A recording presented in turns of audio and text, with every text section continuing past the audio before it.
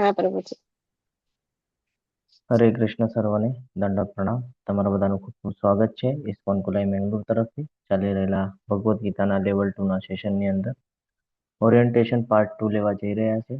તે પ્રથમ આપણે શ્રી શ્રી રાધા ગોવિંદજીના ચરણોમાં વંદન કરી ગુરુ મહારાજના આશીર્વાદની સાથે મંગળતાની કામના કરી અને આજના શુભ દિવસની શરૂઆત કરીએ.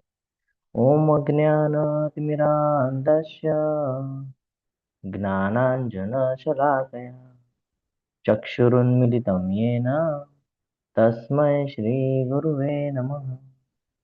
श्रीचैतन्यमनोभीष्टं स्थापितं येन भूतले स्वयं रूप कदा मह्यं ददाति स्वपदान्तिकम्.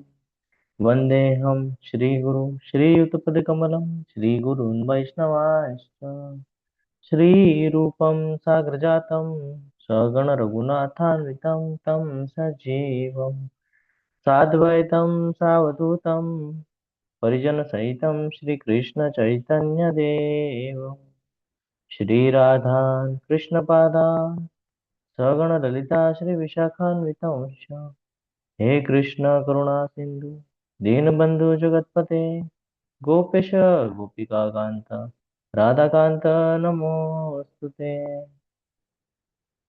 तप्त कांचन गौरांगी श्रीराधे वृंदावनेश्वरी वृषभानुसुते देवी प्रणमामि हरिप्रिये. वाञ्छाकल्पतरुभ्यश्च कृपा सिन्धुभ्य एव च पतितानां पावनेभ्यो वैष्णवेभ्यो नमो नमः. नमो ओं विष्णुपादाय कृष्णपृष्ठाय भूतले श्रीमते भक्तिवेदान्त स्वामिन् इति नामिने नमस्ते सारस्वते देवी गौरवाणी प्रचारिणे निर्विशेष शून्यवादी पाश्चात्यदेशतारिणे जय श्री कृष्ण चैतन्य प्रभु नित्यानंद श्री अद्वैत गदाधर श्रीवासादि गौर भक्त वृंद हरे कृष्ण હરે कृष्ण કૃષ્ણ હરે કૃષ્ણ कृष्ण कृष्ण કૃષ્ણ हरे કૃષ્ણ हरे હરે હરે हरे હરે राम રામ हरे હરે राम રામ राम રામ राम રામ हरे હરે હરે हरे.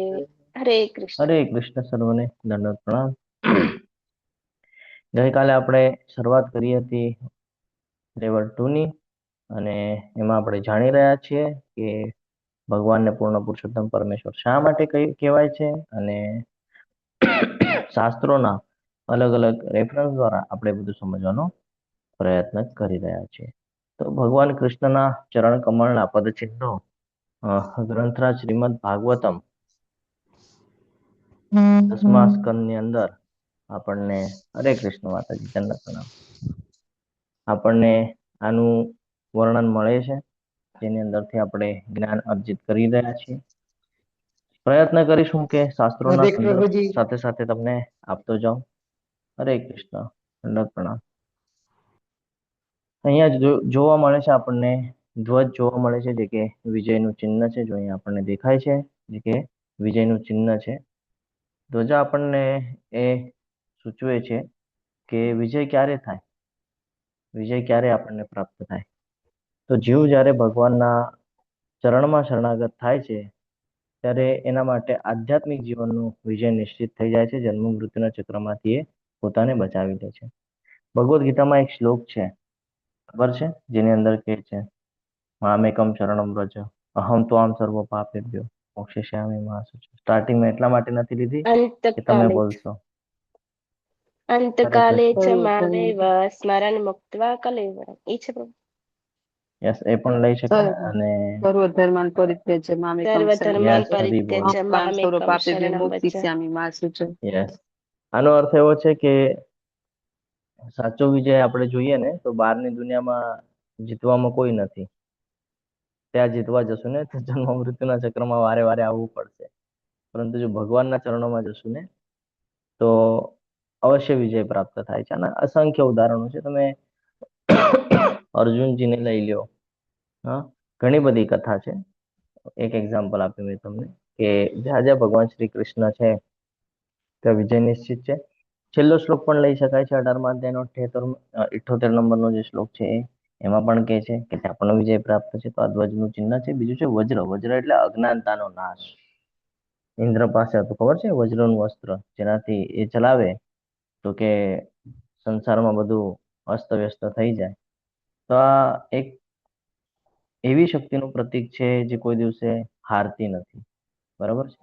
તો જેમ વજ્ર છે એ બધું તહેસ નહેસ કરે છે, પર્વતો જેવી વસ્તુને પણ ભેદી શકે છે, એવી રીતે કૃષ્ણ ભક્તિ આપણા મનમાં રહેલો જે અહંકાર છે, જે કામ છે, ક્રોધ છે, લોભ છે, મોહ છે, મદ મત્સર જે કાંઈ પણ છે એને નષ્ટ કરવાની શક્તિ ધરાવે છે. ગ્રંથરાજ શ્રીમદ ભાગવતમમાં જો તમે બધા ભાગવતમમાં જોડાતા હશો સવારે તો રોજ તમે સાંભળતા હશો એક શ્લોક 1.2.17 શૃણ્વતા સ્વકથા તથા કૃષ્ણ કૃષ્ણ પુણ્ય પુણ્ય શ્રવણ શ્રવણ કીર્તન કીર્તન. હૃદયંસ્તો ભદ્રાણી વિધુનોતિ સુરત. હરી બોલ, ખૂબ સરસ. કૃષ્ણની કથા સાંભળવાથી હૃદયની અશુદ્ધિ જે છે, જે અભદ્ર બાબતો છે, એ બધી ધીરે ધીરે ધીરે ધીરે દૂર થવા લાગે છે. તો આ વજ્રનું આપણે ઉદાહરણ લીધું છે. બીજું અંકુશ દેખાય છે આપણને, જે આપણા મનને, ઇન્દ્રિયોને નિયંત્રિત કરે છે. તો હાથીને જો યોગ્ય માર્ગ ઉપર ચલાવવું હોય ને તો એની માટે અંકુશ વાપરવામાં આવે, એનાથી સીધી દિશામાં ચાલે. તો એવી જ રીતે કે અહીંયા જે ચિહ્ન આપણને નજરે પડે છે એ આપણને યાદ અપાવે છે કે આપણું જે મન છે એ અહીંયા ત્યાં ભટક્યા કરે છે. તો એને ભટકવા નથી દેવાનું, એને એક જગ્યા પર ફોકસ કરવાનું છે, યોગ્ય માર્ગ ઉપર લાવવાનું છે, કૃષ્ણ તરફ એને વાળવાનું છે. ભગવાને છઠ્ઠા અધ્યાયમાં જે આખો મન ઉપર રિલેટેડ છે અ, એ અધ્યાય એની અંદર ભગવાને કીધેલું છે કે મન જ્યાં જ્યાં ભટકે છે ત્યાંથી એને પાછું લાવીને ભક્તિમાં, ભગવાનમાં સ્થિર કરવું જોઈએ. 6.26 નંબરનો એક શ્લોક છે, યતો યતો નિશ્ચરતિ, એ વાળો જે શ્લોક છે એની અંદર ભગવાન કહે છે કે જ્યાં જ્યાં મન જાય છે ત્યાં ત્યાંથી એને ખેંચીને પાછું લાવવું જોઈએ અને એને એક જગ્યા ઉપર સ્થિર કરવું જોઈએ. પછી છે પદ્મ. તો આ પણ બહુ સમજવા જેવું છે કે પદ્મ એટલે કે જે પગ છે એની વાત કરી રહ્યા છે. આ જે ચરણારવિંદ છે આનું પણ બહુ મહત્વ છે કે કહીએ ને કે આ સંસારમાં રહીને પણ, ભૌતિક જગતના અંદર રહીને પણ જે કૃષ્ણના ચરણમાં રહે છે ને એ કોઈ દિવસે આ શક્તિની સાથે જીવન જીવતો નથી. ઇન શોર્ટ એવી રીતે કે બધું કરશે પણ કોઈ દિવસે ડિપેન્ડ નહીં કે ભાઈ આ કરીશ તો મને આ પ્રાપ્ત થશે, કોઈ પ્રકારની આસક્તિ નહીં રાખે. તો ભૌતિક આસક્તિથી પર ઉઠે છે જ્યારે એના ચરણ કમળમાં રહે છે. ગ્રંથરાજ શ્રીમદ ભાગવતમમાં 10.14 શ્લોક એક્ઝેક્ટલી યાદ નથી આવતો શેમાં છે, પણ સમાસિતા એ પદ પલ્લવ પલ્લવ કરીને એક શ્લોક છે, એની અંદર કહેવામાં આવે છે કે જે ભગવાનના ચરણ કમળનો આશ્રય લે છે એમના માટે આ સંસાર સાગર પાર કરવો એ ખૂબ સરળ બની જાય છે કરીને કહેવામાં આવે છે. પછી છે ચક્ર, આપણને નજરે ચડું ચક્ર છે એ અહંકાર હોય, અધર્મ હોય, એનો નાશ કરે છે. આપણે જોઈએ છે શિશુપાલનું ઉદાહરણ પણ આપણે લઈએ છીએ. ઘણા બધા ઉદાહરણો આપણે લીધા છે કે સુદર્શન ચક્ર ખાલી શસ્ત્ર નથી, તો ભગવાનનું જ્ઞાન અને દિવ્ય એવી શક્તિનું એક પ્રતીક છે. તમે જો એ ચક્રના વારમાં આપણે વાત કરીએ તો અડધો કલાક નીકળી જશે. એ ચક્રના જે દાતા છે એ કેટલા છે એ બધી પણ આપણે ચર્ચા કોક વાર કરશું. તો કૃષ્ણના ચરણ કમળનો આશ્રય લેવો એટલે ભગવાન કહે છે ને કે હું તારું રક્ષણ કરું છું. નેહ વિક્રમરા નાસ્વસ્તિ પ્રત્યવાયનો વિદ્યતે સ્વલ્પમપ્યસ્ય ધર્મસ્ય ત્રાયતે મહતો ભયાત. મોટાથી મોટા ભયમાંથી રક્ષણ કરે છે જ્યારે આપણે ભગવાનના શરણમાં હોઈએ છીએ ત્યારે. હજી એક ઉદાહરણ દઉં તો અર્જુનજી બચી ગયા, આખું યુદ્ધ પૂરું થઈ ગયું. જ્યારે ગોપ બાળોને ત્યાંથી પ્રસ્થાન કરાવવામાં આવ્યા, કોઈ ન બચાવી શક્યું. એ જ અર્જુન જે યુદ્ધ કરી રહ્યા તે પોતે ન બચાવી શક્યા. ઇવન ભગવાન શ્રી કૃષ્ણના ભાણ્યા એને પણ કોઈ બચાવી ન શક્યું. તો ઘણી બધી એક્ઝામ્પલ, ઘણા બધા ઉદાહરણો છે આપણી પાસે જેનાથી આપણે સમજી શકીએ છીએ. બીજું છે શંખ. શંખ છે તમને બધાને ખબર છે, રોજ સવારે મંગળા આરતીના પહેલા અથવા તો કોઈ પણ આરતીના પહેલા, ભોગ અર્પણના પહેલા શંખ વગાડવામાં આવે છે. શંખ આ ભગવાનના વિજયનું પ્રતીક છે. આપણે જેમ લેવલ 1માં જોઈ ગયા કે પંચજન્ય ઋષિકેશ દેવદત્ત ધનંજય શંખ વગાડીને શરૂઆત કરેલી હતી. તો આ સમજવું જરૂરી છે. આપણે બધા પણ શંખ વગાડીએ એટલે જે અશુદ્ધ કણ છે એ બધા પવિત્ર થઈ જાય શંખ વગાડવાથી. તો આપણી અંદર પણ જે અશુદ્ધતા છે એ બધી નીકળી જાય. આગળ છે ગદા. ઘણું બધું છે એમાં, હું અમુક જ વાત તમારી સાથે શેર કરું છું. અંદર છે ગદા, જે કહીએ ને આપણે કે એ પણ શક્તિનું પ્રતીક છે. ભક્તના અંદર એક એવો ભાવ હોવો જોઈએ કે હું બળથી નહીં પરંતુ કૃષ્ણની શક્તિથી જીવું છું. આપણે બધાને લાગે કે હું બહુ તાકાતવર છું, મારામાં બહુ બળ છે અને હું પોતે સક્ષમ છું બધી વાતને. નહીં. હંમેશા ધ્યાનમાં રાખવાનું છે કે જે કાંઈ પણ છે ભગવાન દ્વારા છે અને ભગવાન આપણને પ્રોવાઈડ કરે છે એટલે આપણે છીએ. જો ભગવાન હમણાં એક સેકન્ડમાં આપણા આગળથી બધું કાઢી લે ને તો આપણે પૂરું થઈ જાય બધું. કારણ કે શું કામ એવું છે એની પાછળનું રીઝન સમજવું જરૂર છે. જે એવું માને છે ને કે ભગવાનના દ્વારા બધું થઈ રહ્યું છે એ હંમેશા સફળતા પ્રાપ્ત કરે છે, કારણ કે પોતાને કરતા નથી માનતો છે ને. અથવા કાર્ય કરે છે તો ફળની અપેક્ષા નથી રાખતો, પણ જે મળે પણ છે તો ભગવાનને સમર્પિત કરી દે છે. તમે 9મા અધ્યાયમાં જ્ઞાન પ્રાપ્ત કર્યું હશે. 9મા અધ્યાયમાં એક શ્લોક આવે છે જેની અંદર કહે છે નમે ભક્ત પ્રણશ્યતિ. આઈ થિંક 30 કે 31 નંબરનો શ્લોક છે. એની અંદર કહે છે કે મારો જે ભક્ત છે એ કોઈ દિવસે નષ્ટ નથી થતો, કોઈ દિવસે નહીં. અને આના ઘણા બધા ઉદાહરણો છે. આગળ માછલી પણ છે.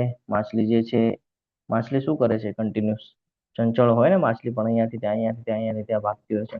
તો આવી રીતે આપણે પણ ભક્તિનો પ્રવાહ સતત ચાલુ રાખવો જોઈએ આપણા જીવનની અંદર. જે રીતે આપણે ભક્તિનો પ્રવાહ ચાલુ રાખશું એ રીતે આપણા જીવનમાં અસર અથવા તો તફાવત જોવા મળે છે. માછલીનું બીજું અહીંયા એક ઉદાહરણ આપણે એમ લઈ શકીએ કે માછલીને જો પાણીમાંથી બહાર કાઢી લઈએ ને તો એ જીવી શકતી નથી. એવી જ રીતે શુદ્ધ ભક્તનું હૃદય પણ એવું જ હોય છે કે એ કૃષ્ણ ભક્તિ વિના એને સંતોષ પ્રાપ્ત થતો નથી અને જીવન યોગ્ય રીતે જીવી શકતો નથી. આનું એક ઉદાહરણ કે ચૈતન્ય મહાપ્રભુની કથા જો તમે સાંભળો, ચૈતન્ય ચરિતામૃત સાંભળો, તેમાં તમને ખબર પડે કે ભક્તિ પરંપરાના અંદર આ ભાવ બહુ મહત્વનો હતો. અને આ ઉદાહરણ આપણે ત્યાંથી લઈ શકીએ છીએ કે કૃષ્ણ વિના મનને શાંતિ પ્રાપ્ત થઈ શકે નહીં. અને આ જે સ્થિતિ છે, સતત ભગવાનના શરણમાં રહેવું, સતત ભક્તિમાં રહેવું, આ આપણા કહીએ ને કે જીવનમાં અનન્ય ભક્તિ લાવે અને પછી આપણો ઉદ્ધાર કરવા માટે બહુ મહત્વની છે. આગળ છે ગોપદ દેખાય છે, જે સંસાર સાગર ની વાત કરે છે. ગોપદ એટલે કે ગાયના પગનું ચિહ્ન જેને કહેવાય, ગાયના પગનું નિશાન જેને કહેવાય, એની વાત છે. આપણે ભગવદ્ ગીતામાં જ ઉદાહરણ લીધેલું હતું કે ભગવાન એક એક્ઝામ્પલ આપે છે કે ગાયનો આ પગનું જે નિશાન હોય એમાં જો વરસાદનું પાણી ભરી જાય તો એને 1 સેકન્ડમાં પાર કરવાની શક્તિ હું તને પ્રોવાઈડ કરું છું, ભગવાન કહે છે. તમે ભગવદ્ ગીતામાં ઉદાહરણ સાંભળ્યું હશે. હા, ખૂબ જ નાનું હોય છે એમના પગનો છાપો જે છે, બહુ જ નાનું હોય છે, પણ એને પણ પાર કરાવી દે છે. મોટાથી મોટા જે દુઃખ હોય છે, મોટાથી મોટા જે એવા જીવનમાં સમસ્યા હોય છે, ભગવાન એને સેકન્ડમાં દૂર કરી દે છે. એટલે જે ભગવાનનો આશ્રય લે છે એને માટે મોટામાં મોટો સંસાર સાગર પણ નાનું લાગવા માંડે છે. એને ખબર છે કે આ જગત મિથ્યા છે અને કેવી રીતે જીવન જીવવાનું છે. આ ભાવ જો તમારે સમજવું હોય તો એની માટે 10.14.58 નંબર ગ્રંથરાજ શ્રીમદ ભાગવતમ, એમાં આપણે જવું પડશે અને ત્યાં આપણને વિસ્તૃતલી આ બધું સમજાશે. કલશ દેખાય છે, જે કૃપા અને પૂર્ણતાનું પ્રતીક છે. આપણે બધા જોઈએ છે કે જ્યારે કોઈ પણ શુભ કાર્ય કરવામાં આવે ને ઘરમાં અથવા તો ક્યાંય પણ, તો સૌથી પહેલા કલશ પૂજન કરવામાં આવે છે. આપણને ખબર છે એ મંગળતાને વધારે છે. સમજાય છે? સમૃદ્ધિનું પ્રતીક છે. આપણને બધાને ખબર છે કળશના અંદર પાણી હોય, ક્યારેક કોઈ સામગ્રી મૂકવામાં આવે છે, તો પૂર્ણતાનું પ્રતીક છે કે જે ભગવાનના શરણમાં આવે છે, જે ભગવાનનું સ્મરણ કરે છે, એ પૂર્ણતા પ્રાપ્ત કરે છે અને એ ન ઘટવા વાળી બાબતમાં હોય છે. એટલે કે તમે ભક્તિ કરશો ભગવાનના શરણમાં તો કોઈ દિવસે ઓછી નહીં થાય. ભગવાનની સાથે પ્રેમ કરશો તો કોઈ દિવસે ઓછું નહીં થાય.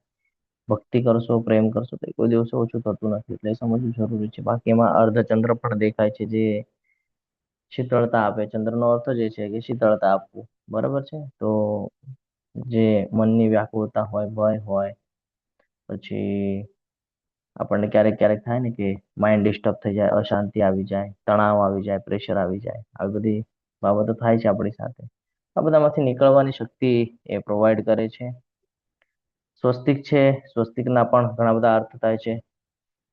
આપણને બધાને ખબર છે, કામ ને એ બધી ચર્ચા, ધર્મ, કામ, અર્થ અને મોક્ષ, આ ચાર બાબત સૂચવે છે સ્વસ્તિકને. સ્વસ્તિકનું પણ બહુ મહત્વ છે, જે મંગળતા અને શુભતાનું પ્રતીક માનવામાં આવે છે.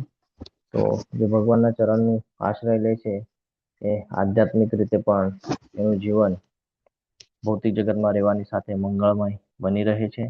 એના જીવનમાં દુઃખ પીડા આવે અવશ્ય છે, પરંતુ એને પાર કરવાની યોજના, એને પાર કરવાની શક્તિ એનામાં અવશ્ય પ્રાપ્ત હોય છે. બીજું આગળ દેખાય છે જવ, જેને કહીએ આપણે, બરાબર છે, જવના દાણા જેવું દેખાય છે જો. તો આ અન્નનું પ્રતીક છે, જીવનનું, પોષણનું પ્રતીક છે, કે આપણે હંમેશા શેની માટે જીવન જીવીએ છીએ? તો કે ભાઈ કંઈક ને કંઈક કમાવવું છે, ફેમિલી માટે કરવું છે, અન્ન લાવવું છે, ભોજન કરવું છે, ખાવા માટે તો જીવી રહ્યા છે. આવા બધા પ્રશ્નો આપણે પ્રશ્ન ઉત્તર બીજા સાથે કરતા હોઈએ છીએ. તો અહીંયા અર્થ એવી રીતે સમજાવે છે કે જેટલા પણ જેવું છે ને, એનો આધાર જેના પર છે એ આ અનાજ ઉપર છે. અને આ અનાજ હું આપું છું. જો યજ્ઞ ચક્ર આપણે ધ્યાનથી સાંભળ્યું હોય તો એમાં આપણને ભગવાન જ્ઞાન અપાવે છે કે આ અન્ન પણ મારા દ્વારા જ તમને પ્રાપ્ત થાય છે. 15.13 કે 14માં એક્ઝેક્ટલી શ્લોક યાદ નથી મને, 13 છે કે 14 છે, પણ 15.13 કે 14માં કે છે કે બધા જીવોના જીવનમાં જે મહત્વનું પોષણનો જે આધાર છે એ મારા દ્વારા પ્રાપ્ત થાય છે. ભગવાન એવી રીતે કહે છે, મને એક્ઝેક્ટલી શ્લોક યાદ નથી આવી રહ્યો. તો આ બધું સમજવું બહુ જરૂરી છે કે આપણા અંદર જે કાંઈ પણ અહંકાર છે, જે કાંઈ પણ બાબતો છે, આ બધું જો દૂર કરવું હોય ને, તો એની માટે થઈને આપણને ભગવાનનો આશ્રય લેવો ખૂબ જરૂરી છે. અને જો ભગવાનનો આશ્રય નહીં લઈએ તો આપણા અંદરના જે આ અભદ્ર બાબતો છે, જે અજ્ઞાનતા છે, એ કોઈ દિવસે નષ્ટ નહીં થાય. અને જો એ નષ્ટ નહીં થાય તો આપણે વારે વારે આ જન્મ મૃત્યુના ચક્રમાં આવવું પડે છે. એટલે આ બધું સમજવું ખૂબ જરૂરી છે. સ્કંદ પુરાણની અંદર પણ વર્ણન મળી આવે છે, ઘણી બધી જગ્યાએ વર્ણનો મળી આવે છે. આપણે કોઈક વાર ભક્તિ વૃક્ષાની અંદર જ્યારે મળશું ત્યારે આપણે ફરી કોઈક વાર યાદ અપાવજો તો આપણે આની ચર્ચા કરશું. આની ચર્ચા 1 કલાક સુધી થઈ શકે એટલી બધી ચર્ચા છે, પરંતુ સમયના અભાવના કારણે આપણે આગળ વધીએ છીએ. બીજું આપણે આગળ વધીએ તો પદ્મ પુરાણનો એક રેફરન્સ લઈને આપણે સમજવાનો પ્રયત્ન કરીએ કે શિવજી જે છે એ મહાન વૈષ્ણવ છે. તો એમનું સ્ટેટમેન્ટ જોઈએ આપણે અને શું કહી રહ્યા છે સમજવાનો પ્રયત્ન કરીએ. તો પદ્મ પુરાણની અંદર ઉલ્લેખ છે, આરાધનમ સર્વેષાં વિષ્ણુ આરાધનમ પરમ. એટલે કે કહે છે કે બધા આરાધનાઓમાં હું જો કોઈની આરાધના કરતો હોઉં તો હું વિષ્ણુની આરાધના કરું છું. આ સ્ટેટમેન્ટ શિવજી આપી રહ્યા છે, બરાબર છે. આરાધના એટલે કે ભગવાનની ઉપાસના, સેવા કરવી, પૂજા કરવી, પ્રેમપૂર્વક સ્મરણ કરવું, આ બધું. તો અહીંયા એક બહુ મહત્વની બાબત સમજાવે છે કે ભૌતિક લાભ માટે નહીં, પણ ભગવાનની ભક્તિ જે છે એ આધ્યાત્મિક લાભ માટે બહુ જરૂરી છે. ભગવદ્ ગીતાની અંદર 7.20 ની અંદર કહે છે કે જે ભૌતિક ઈચ્છાઓથી પ્રેરિત લોકો વિવિધ દેવતાઓની શરણ લે છે એ હંમેશા ત્યાં જાય છે, પણ જે મારું સ્મરણ કરે છે એ હંમેશા મારા ધામમાં આવે છે. 18.66 હમણાં આપણે ચર્ચા કરી ગયા, એની અંદર પણ કહે છે કે મારા શરણમાં આવો, મારું ચિંતન કરો, મને ભજો. બીજું અહીંયા મહત્વનું છે કે આપણે ગ્રંથરાજ શ્રીમદ ભાગવતમનો હજી એક રેફરન્સ લઈને સમજવાનો પ્રયત્ન કરીએ. 1.3.38 કે 39 ની અંદર કહે છે એ તે ચાંસે કલા પુંસ કૃષ્ણસ્તુ ભગવાન સ્વયં. આગળ આપણે વધશું તો આગળ લઈશું, હજી આગળ આવશે ત્યારે આપણે સમજવાનો પ્રયત્ન કરશું કે આ શ્લોકમાં શું કહે છે. તો કૃષ્ણ ભક્તિ જે છે એ કહીએ ને કે એક એવું માધ્યમ છે આપણા માટે કે આ દુઃખાલયમાંથી આપણે બહાર નીકળવા માટે બહુ જરૂરી છે. આ શિવજી કહી રહ્યા છે અહીંયા કે હું કોઈની આરાધના કરું છું તો હું વિષ્ણુની આરાધના કરું છું. આગળ ભગવાન કહે છે કે જે મનુષ્ય, જીવ અને જગત બધાના નિયંતા એવા પૂર્ણ પુરુષોત્તમ ભગવાન કૃષ્ણને શરણાગત થયેલો છે તે ખરેખર મને બહુ પ્રિય છે. હવે આ વાત સમજવા જેવી છે. જો ગ્રંથરાજ શ્રીમદ ભાગવતમ 4.24 28 ની અંદરનો આ શ્લોક લીધો છે, યહ પરમ રહસમ. તો અહીંયા આ સમજવાનું જરૂરી છે કે શિવજીનું સ્ટેટમેન્ટ છે. કોનું સ્ટેટમેન્ટ છે? શિવજી, એમના આરાધ્ય છે. કોણ? કૃષ્ણ, વિષ્ણુ. એટલે તમે જોયું હશે કે કૃષ્ણ ભક્તિ સહેલાઈથી નથી મળતી. ઘણું બધું આપણે કહીએ ને, દેવી દેવતાની ઉપાસના કરીએ ત્યારે આપણને શિવજીની ઉપાસના કરવાનો અવસર પ્રાપ્ત થાય છે. ઘણી બધી સમય સુધી આપણે જો પ્રેમપૂર્વક શિવજીની ઉપાસના કરી હોય, કારણ કે શિવજી એ વૈષ્ણવ છે, એને કહેવામાં આવે છે વૈષ્ણવા નામ યથા શંભુ. તો શિવજી છે વૈષ્ણવ છે, તો ત્યારે આપણા ઉપર પ્રસન્ન થાય છે અને આપણને કૃષ્ણ ભક્તિ પ્રદાન કરે છે. એકવાર મનુષ્ય કૃષ્ણ ભક્તિમાં આવી જાય છે ને, તો પછી એ પાછો ડાઉનફોલમાં કોઈ દિવસે જતો નથી. ડાઉનફોલ ઇન સેન્સ કે પાછો એ કોઈ દેવી દેવતા તરફ આકર્ષિત થતો નથી. તો અહીંયા એ જ કે છે ય પર રહસ. એનો અર્થ એ છે કે 3 ગુણની વાત કરવામાં આવે છે કે 3 ગુણોથી જે ઉપર છે. ભગવાનની આ વાત સમજાવે છે આપણને શિવજી, કે સત્વગુણ, રજોગુણ, તમોગુણ આ ત્રણેયથી પર છે. અને આપણે જે જીવ છીએ આ 3 ગુણોની હેઠળ કાર્ય કરીએ છીએ. 14મા અધ્યાયમાં એક શ્લોક આવે છે ભગવદ્ ગીતાના, સત્વ રજસ્તમ ઇતિ ગુણા વાળો જે શ્લોક છે, એની અંદર કહે છે કે સત્વગુણ, રજોગુણ અને તમોગુણ આ 3 ગુણો પ્રકૃતિમાં ઉત્પન્ન થાય છે અને વારંવાર આપણને ફસાવે છે. તો ભગવાન છે આ 3 ગુણને આ 3 ગુણથી પર છે, એટલે સમજવું ખૂબ જરૂરી છે. અહીંયા બીજું એક લખ્યું છે ભગવતમ વાસુદેવમ પ્રપન્ન. તો ભગવાન શિવ છે એમ કે છે કે તમે જો વિષ્ણુની શરણમાં રહેશો ને, તો એ મને બહુ પ્રિય છે. તમે જો વિષ્ણુનું શરણ સ્વીકાર કરો છો તો મને એ આનંદિત કરે છે, મને બહુ પ્રિય છે. વાસુદેવ એટલે વસુદેવની કહી રહ્યા છે અહીંયા. તો આ સમજવું જરૂરી છે. ઘણા બધા રેફરન્સો છે આપણને, જ્યારે આપણે ચર્ચા કરીએ તો ઘણા બધા રેફરન્સો યાદ આવે. ગ્રંથરાજ શ્રીમદ ભાગવતમમાં 2 શ્લોક આવે છે, 1.2.28 અને 29.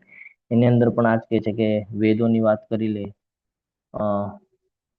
વેદો છે, યજ્ઞો છે, તપ છે, જે કાંઈ પણ છે, એ બધાનો અંતિમ ઉદ્દેશ શું છે? તો કે ભગવાન જ છે. એમાં 2 શ્લોકની અંદર વર્ણન કરવામાં આવે છે. પ્રપન્ન એટલે કે શરણાગત થવું. જે ભગવાનને શરણાગત થયેલો છે એ મને બહુ પ્રિય છે, એવી રીતે અહીંયા સમજાવે છે. આગળ વધીએ. પરાશર મુનિ કોણ છે ખબર છે? પરાશર મુનિ, હરે કૃષ્ણ.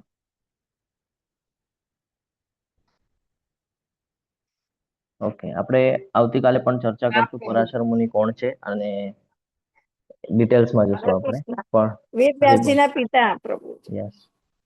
પરાશર મુનિ એ વેદવ્યાસજી જે છે, જેમણે આ બધા ગ્રંથો લખ્યા છે, એમના પિતા છે, અને એમના વિશે આપણે આવતીકાલે ચર્ચા કરશું. એમણે શ્લોક કયો છે વિષ્ણુ પુરાણની અંદર. આ બધા રેફરન્સ મળી રહ્યા છે આપણને કે આપણે શું કામ ભગવાનની ભક્તિ કરવાની છે, શું કામ કૃષ્ણને ભજવાનું છે, એના રેફરન્સ મળી રહ્યા છે.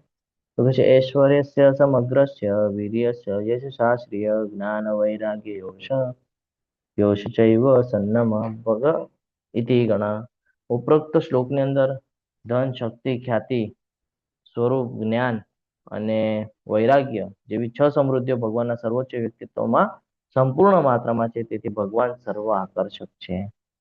જેનામાં 6 ઐશ્વર્ય હોય એ જ ભગવાન છે, એવી રીતે એ આપણને સમજાવે છે. આપણને બધાને ખબર છે, સંપૂર્ણ ઐશ્વર્યની વાત કરે, શક્તિની વાત કરે, વૈરાગ્યની વાત કરે, જે કાંઈ પણ છે એ ખાલી ભગવાનમાં જોવા મળે છે. એટલે એને ભગવાન કહેવામાં આવે છે. જે 6 ઐશ્વર્યથી પરિપૂર્ણ હોય ને એને. આપણે જોઈએ તો સૌથી વધારે સંપત્તિ, સંપત્તિના સ્વામી એમ જોવા જાય તો આખી સૃષ્ટિ જેમની છે, એમના સ્વામી જે છે. પણ તો પણ આપણે ખાલી ભૌતિક જગતમાં સમજવું હોય તો આપણને ખબર છે દ્વારકા નગરી આખી સોનાની હતી, તો સૌથી વધારે સંપત્તિ એમની પાસે હતી. શક્તિની વાત કરીએ તો આપણે જોયું છે, જ્યારે નાના હતા ત્યારે જ કેટલા બધા લોકોનો ઉદ્ધાર કરી નાખ્યો છે, કેટલા લોકોને માર્યા છે નાની નાની ઉંમરમાં. ઘણી બધી કથાઓ છે, બાળ લીલાઓ આપણે જ્યારે વાંચીએ છીએ, સાંભળીએ છીએ, ત્યારે આપણને ખબર પડે. તો શક્તિનું ત્યાં આપણને જ્ઞાન પ્રાપ્ત થાય છે. પછી પ્રસિદ્ધિની વાત કરીએ તો ઘણો બધો સમય થઈ ગયો છે. આજે પણ આપણે એમની ચર્ચા કરીએ છીએ, યાદ કરીએ છીએ, સ્મરણ કરીએ છીએ. દ્વાપર યુગને થઈને ઘણો બધો સમય થઈ ગયો છે, આપણને બધાને ખબર છે. આગળ વધીએ તો શ્રીય સુંદરતાની વાત કરીએ તો જ્યારે પણ આપણે એમનું વર્ણન સાંભળીએ છીએ તો આપણને મોહી જઈએ છીએ. એટલું જ નહીં, આપણે જ્યારે ઇસ્કોનના ટેમ્પલમાં જઈએ છીએ, જ્યારે અર્ચ વિગ્રહને જોઈએ છે ત્યારે પણ આપણે મોહિત થઈ જઈએ છીએ. જ્ઞાનની વાત કરીએ તો સંપૂર્ણ અને કહીએ ને કે એવું જ્ઞાન આપે છે કે જે જ્ઞાનથી આપણો ઉદ્ધાર થઈ જાય અને હંમેશા ફ્રેન્ડની જેવું આપણી સાથે વર્તન થાય છે કે જ્યારે જ્યારે સમય પડે ત્યારે વગર કીધે આવી જાય, પહોંચી જાય અને આપણને બધા સમસ્યાઓમાંથી બહાર કાઢે છે. તો જ્ઞાન આપણે ચર્ચા કરીએ ભગવદ્ ગીતાની.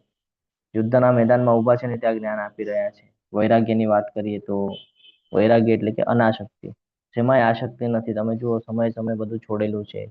ગોકુળ છોડ્યું, મથુરા છોડ્યું, ગોપ બાળો છોડ્યા, માતા પિતા છોડ્યા, બધું બધું છોડતા ગયા. જેમ સમય આવે ને બધું છોડતું જવું જોઈએ. તો આપણે પણ આ સમજવા જરૂરી છે કે જેમ જેમ આપણી ઉંમર થાય ને એમ અમુક અમુક બાબતો આપણે છોડવાની છે. આસક્તિઓ બધી છોડતી જવાની છે. એટલા માટે આપણને વાનપ્રસ્થ આપેલો છે. 4 આશ્રમ છે એમાંનો એક આશ્રમ છે વાનપ્રસ્થ. એટલા માટે આપેલો છે કે સમયની સાથે બધું છોડવું જરૂરી છે. ભેગું કાંઈ નથી લઈ જવાના. એટલે આદત પાડવાની છે, છોડવાની. તો એ સમજાવે છે અહીંયાથી. અહીંયા સુધી ક્લિયર છે? હરે કૃષ્ણ. જો અહીંયા જે કાંઈ પણ હા છે પ્રભુજી. એ આપણને હા પ્રભુજી. દેખાડે છે કે આમાંથી કાંઈ જ બચેલું નથી.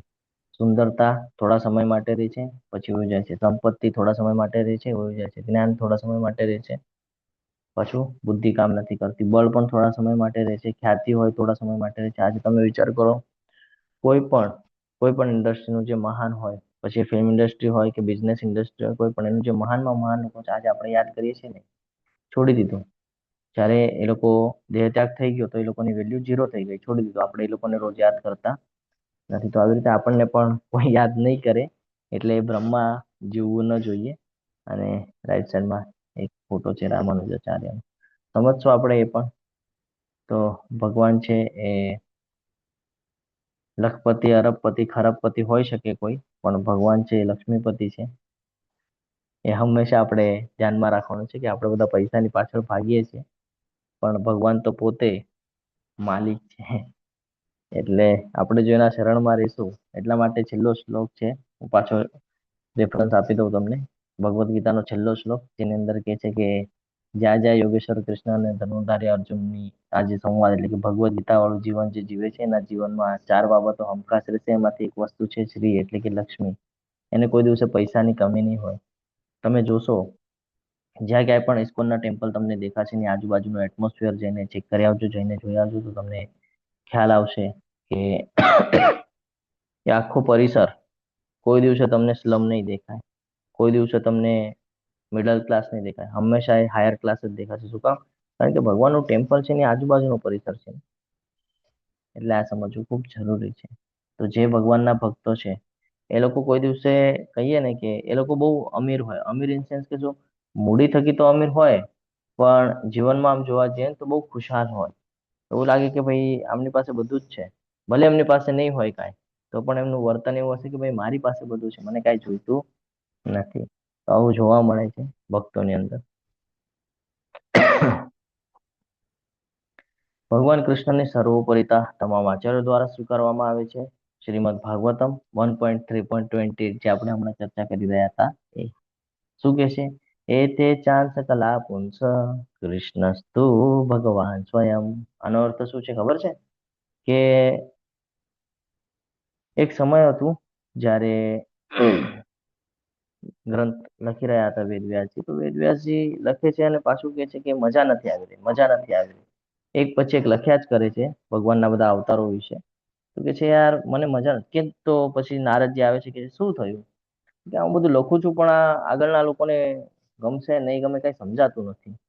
ત્યારે નારદજી સમજાવે છે કે ભવિષ્યમાં કલયુગના અંદર જ્ઞાન કોઈને લેવાની ઈચ્છા નહીં થાય, જ્ઞાન આપવાની ઈચ્છા બધાને થશે. શું કીધેલું એમણે? જ્ઞાન લેવાની ઈચ્છા કોઈને નહીં થાય, જ્ઞાન આપવાની ઈચ્છા બધાને થશે. અને તમે આ લખો છો ને તો આ સમુદ્રના મોજા જેવું છે કે શું કે છે? ઉલ્લેખ કરે છે કે સમુદ્રના મોજા જેવું છે. સમુદ્રના મોજા કોઈ દિવસે પૂરા થાય? ના પ્રભુજી. તો એવી રીતે ભગવાનના અવતારો છે એ કોઈ દિવસે પૂરા નહીં થાય. એક પછી એક આવ્યા જ કરશે. એટલે તમને આનંદ નથી આવતો એમાં એમ કે છે. તમને એટલે કન્ફ્યુઝન થાય છે કે આગળના લોકો જે છે એ સમજશે કે નહીં સમજે. ત્યારે આ શ્લોકનું નિર્માણ થાય છે કે એ તે ચાંસ કલા પુંસ કૃષ્ણસ્તુ ભગવાન સ્વયં. અંશ અને કલા ઘણા બધા હોય શકે ભગવાનના, પણ મૂળ કોણ છે? કૃષ્ણસ્તુ ભગવાન સ્વયં. ઘણા બધા અંશો છે, ઘણા બધા અંશો તો આપણે પણ છે. ભગવાન કહે છે ને, મમ્મી વાંચી જીવો કે જીવ બુદ્ધ સનાતન. તો આ સમજવું જરૂરી છે. ગ્રંથરાજ શ્રીમદ ભાગવતમના 3જા અધ્યાયમાં શરૂઆતમાં જો આપણે જોયું હોય તો એની અંદર અલગ અલગ વર્ણનો થાય છે અવતારનું, જેની અંદર મત્સ્ય અવતાર, કુર્મ અવતાર, વરા અવતાર, નરસિંહ અવતાર, વામન અવતાર, પરશુરામ અવતાર, ભગવાન શ્રી રામચંદ્ર, બુદ્ધ અને કલ્કી. આમાંથી કાંઈ રહી ગયું હોય તો ક્ષમા પ્રાર્થી છું. તો બધા અવતારોની એમાં ચર્ચા થાય છે અને એમાં આજ સમજાવે છે કે કૃષ્ણસ્તુ ભગવાન સ્વયં. ભગવાન કૃષ્ણ શું કામ મૂળ છે એ આપણને સમજાવે છે. ઘણી બધી ચર્ચા થઈ શકે આ એક જ શ્લોક ઉપર, પરંતુ સમયના અભાવના કારણે આપણે આગળ વધીએ.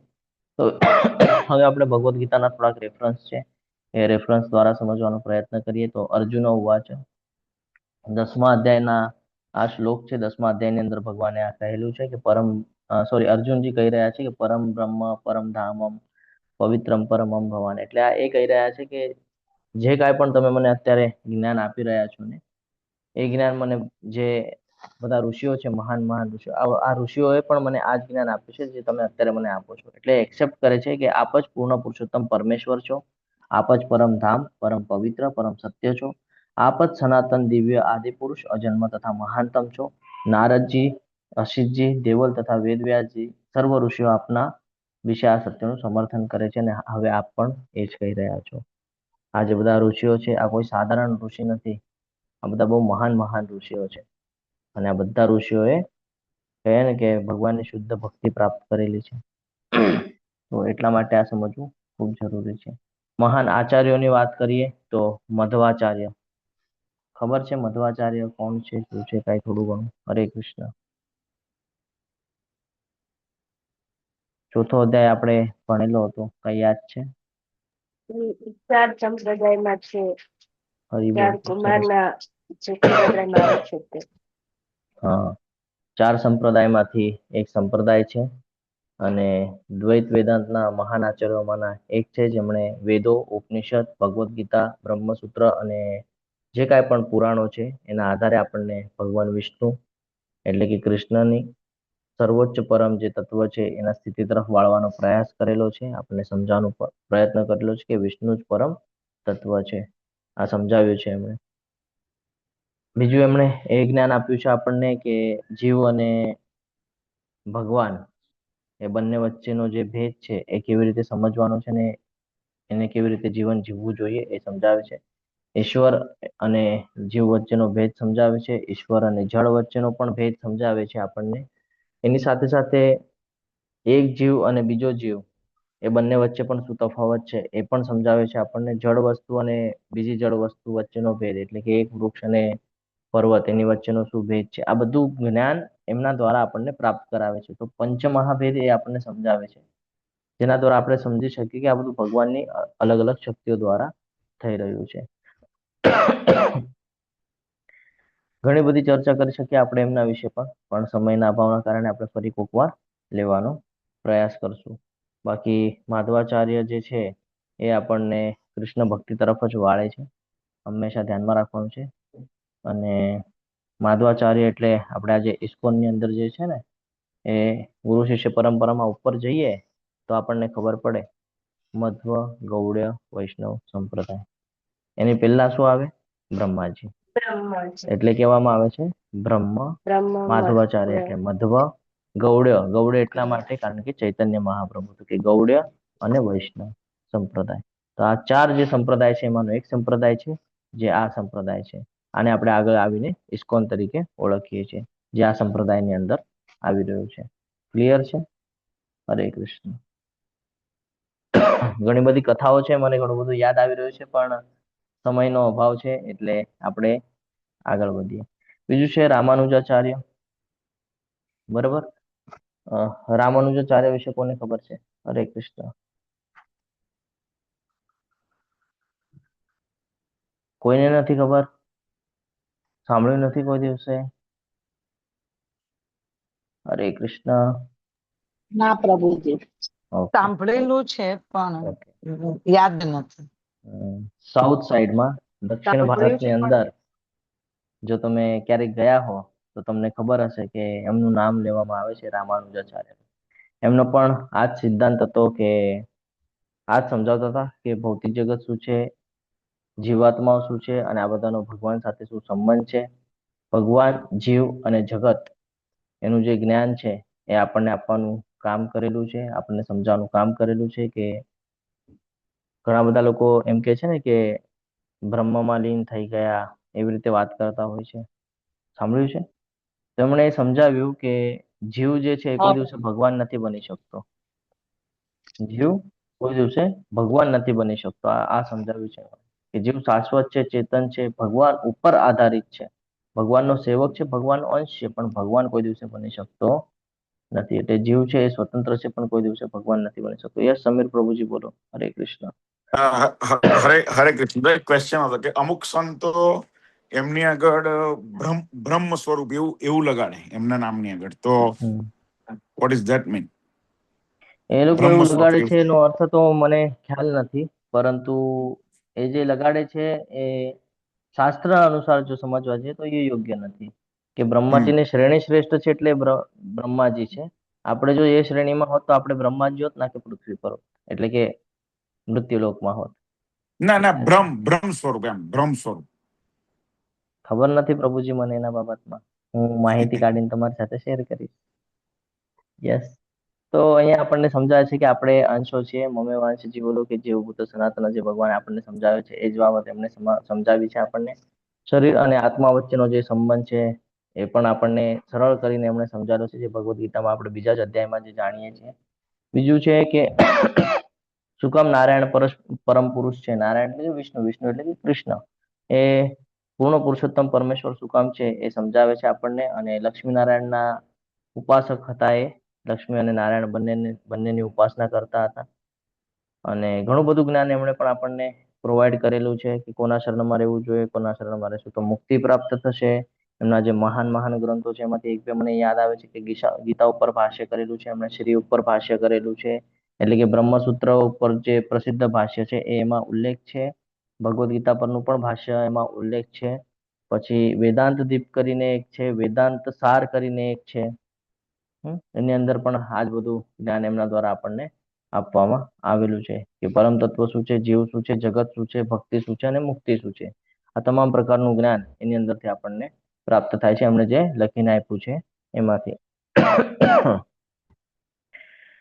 રામાનુજાચાર્યની હજી વાત કરીએ તો કહીએ ને કે મહાન જે વૈષ્ણવો છે એ વૈષ્ણવોના ગુરુ શિષ્ય પરંપરામાં ચાલી આવતા જે સંપ્રદાય છે એમાંના સંપ્રદાયમાંના એક છે. અને એક સરળ કહીએ ને આપણે, એક સરળ વાક્યમાં જો એક્સપ્લેન કરવા જઈએ તો એમણે આપણને એ સમજાવ્યું છે કે આપણે સ્વતંત્ર નથી, આપણે કોક ઉપર ડિપેન્ડ છીએ. આપણે મનમાં ઈચ્છે એ બધું આપણે નથી કરી શકતા, કોકના માધ્યમથી આ બધું થઈ રહ્યું છે. ભગવાન જે છે એ હંમેશા આપણી સાથે હોય છે, બસ આપણે માનતા નથી કે છે. અને જે ભગવાનનો આશ્રય લે છે એને હંમેશા મુક્તિ પ્રાપ્ત થાય છે. જે ભગવાનની સેવા કરે છે એ હંમેશા મોક્ષે જાય છે. એવું બધું જ્ઞાન એમણે આપણને પ્રોવાઈડ કરેલું છે. અહીંયા જો એ ચૈતન્ય મહાપ્રભુ તો લગભગ આજથી 500 550 વર્ષ પહેલાની વાત છે. એટલે કે એમ સમજી લો કે 1400 થી 1500 જે હતું, 1486 થી 1534 નો સમય, ત્યારે ગૌડ વૈષ્ણવ પરંપરાની અંદર જે મહાન આચાર્યો હતા એમાંના એક આચાર્ય છે જે ભક્તિ આંદોલનના મુખ્ય પ્રચારક તરીકે આપણે એમને ઓળખીએ છીએ. એમનું જન્મસ્થળ માયાપુર, વેસ્ટ બંગાળ, નવદ્વીપ, જે હમણાં યાત્રા ડિક્લેર થઈ છે કે 26 ઓક્ટોબર થી આઈ થિંક 30 કે 31 ઓક્ટોબર સુધી યાત્રાનું નિયોજન છે. તો આપણે ત્યાં જ જવાના છે જ્યાં ચૈતન્ય મહાપ્રભુનું પ્રાગટ્ય થયું હતું. આખા વિશ્વની અંદર એમણે પ્રેમમય ભક્તિ કીર્તન દ્વારા એનું જ્ઞાન બધાને આપ્યું છે. અને એમને નિમાય કહેવામાં આવતા. સંન્યાસ પછી એમનું નામ પડ્યું ચૈતન્ય મહાપ્રભુ, એટલે એ નામથી પ્રસિદ્ધ થયા. અને જે આપણે 13મા અધ્યાયમાં જઈએ છીએ ભગવદ્ ગીતાના, 13મો અધ્યાય બધાને બહુ અઘરો લાગે, નથી સમજાતો કરતા હોય, બહુ અઘરો લાગે. તો એને શોર્ટકટમાં સમજાવવાનું કામ આપણે કરેલું છે 13મા અધ્યાય. અચિંત્ય ભેદાભેદ જે છે, ભગવાન કહે છે ને કે બધું મારામાં છે, હું તેનામાં નથી. આ જે પ્રશ્ન કરે છે 9મા અધ્યાયમાં ને 8મા અધ્યાયમાં ને, તો ઘણા બધા લોકોને આ અચિંત્ય ભેદાભેદ સમજાતું જ નથી કે એક્ઝેક્ટલી છે શું. તો એને ક્લિયર કરવાનું કામ ચૈતન્ય મહાપ્રભુએ કરેલું છે કે અચિંત્ય એટલે કે આપણી જે બુદ્ધિ છે, હા, આનાથી સમજવું ભગવાનને બહુ મુશ્કેલ છે. આપણે ચિંતી ન શકીએ એને કહેવાય અચિંત્ય. અને ભેદ અને અભેદ, તો ભગવાન અને જીવ વચ્ચેનો જે ભેદ છે એ આપણે સમજી નથી શકતા, કન્ફ્યુઝ થઈ જઈએ છીએ. અને આપણો ભગવાન સાથેનો શું સંબંધ છે, શું ભિન્નતા છે આપણી અંદર, એ પણ નથી સમજી શકતા. તો એને ક્લિયર કરવાનું કામ ચૈતન્ય મહાપ્રભુએ કરેલું છે કે આપણે કોણ છે, ભગવાન કોણ છે, જે ભગવદ્ ગીતામાં આપણે સમજીએ છીએ. હા, જીવ છે એ ભગવાનથી અલગ પણ છે અને ભગવાનની સાથે પણ છે, એમ સમજાવે. જો તમે માનશો, ભગવાન કહે છે ને, જો તું માનીશ તો હું તારી સાથે છું, અને જો તું નહીં માન તો મારે બતાડવું પણ નથી કે કોણ છે. તો આ એ સમજાવે છે ચૈતન્ય મહાપ્રભુ આપણને. તો ચૈતન્ય મહાપ્રભુની પણ આપણે ઘણી બધી ચર્ચા કરી શકીએ એમ છે. હરે કૃષ્ણ મહામંત્ર જે છે આપણને એમણે આપેલો છે, અને એમને ખબર હતી કે જ્ઞાન લેવામાં કોઈ વધારે ઇન્ટરેસ્ટ નહીં ધરાવે.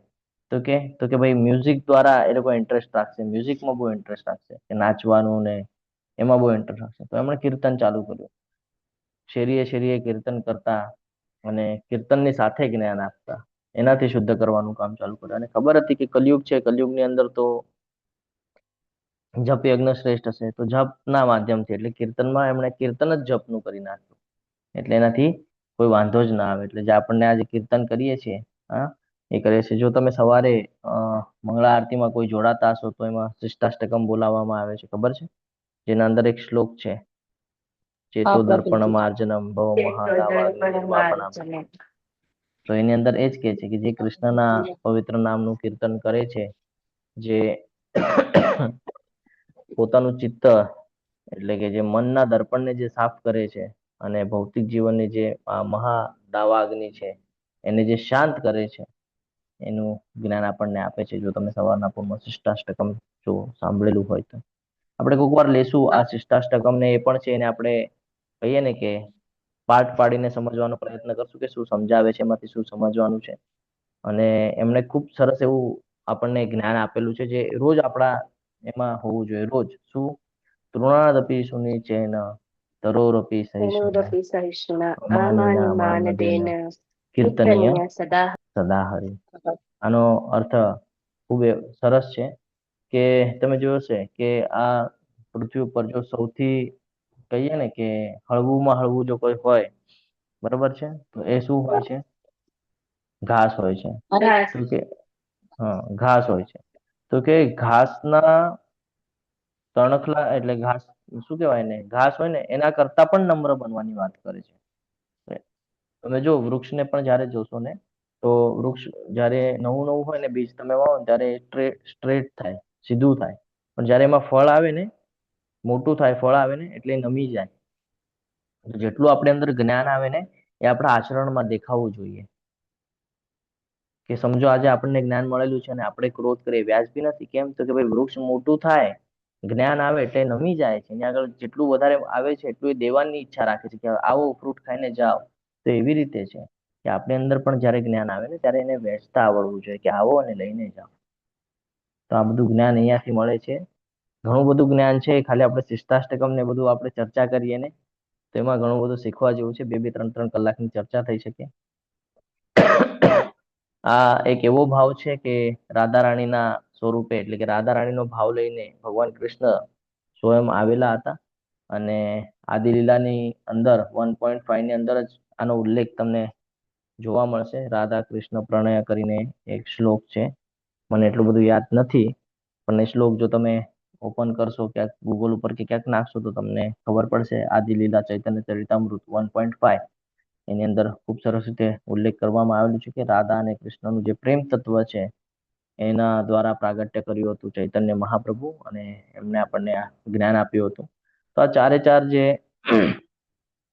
ગુરુ શિષ્ય પરંપરા છે, આ ચારે ચાર ગુરુ શિષ્ય પરંપરામાં આવતું જે જ્ઞાન છે, એ જ્ઞાન આપણા માટે બહુ જરૂરી છે. હજી એક છે આદિ શંકરાચાર્ય, એમના વિશેનું જ્ઞાન લેવું પણ જરૂરી છે.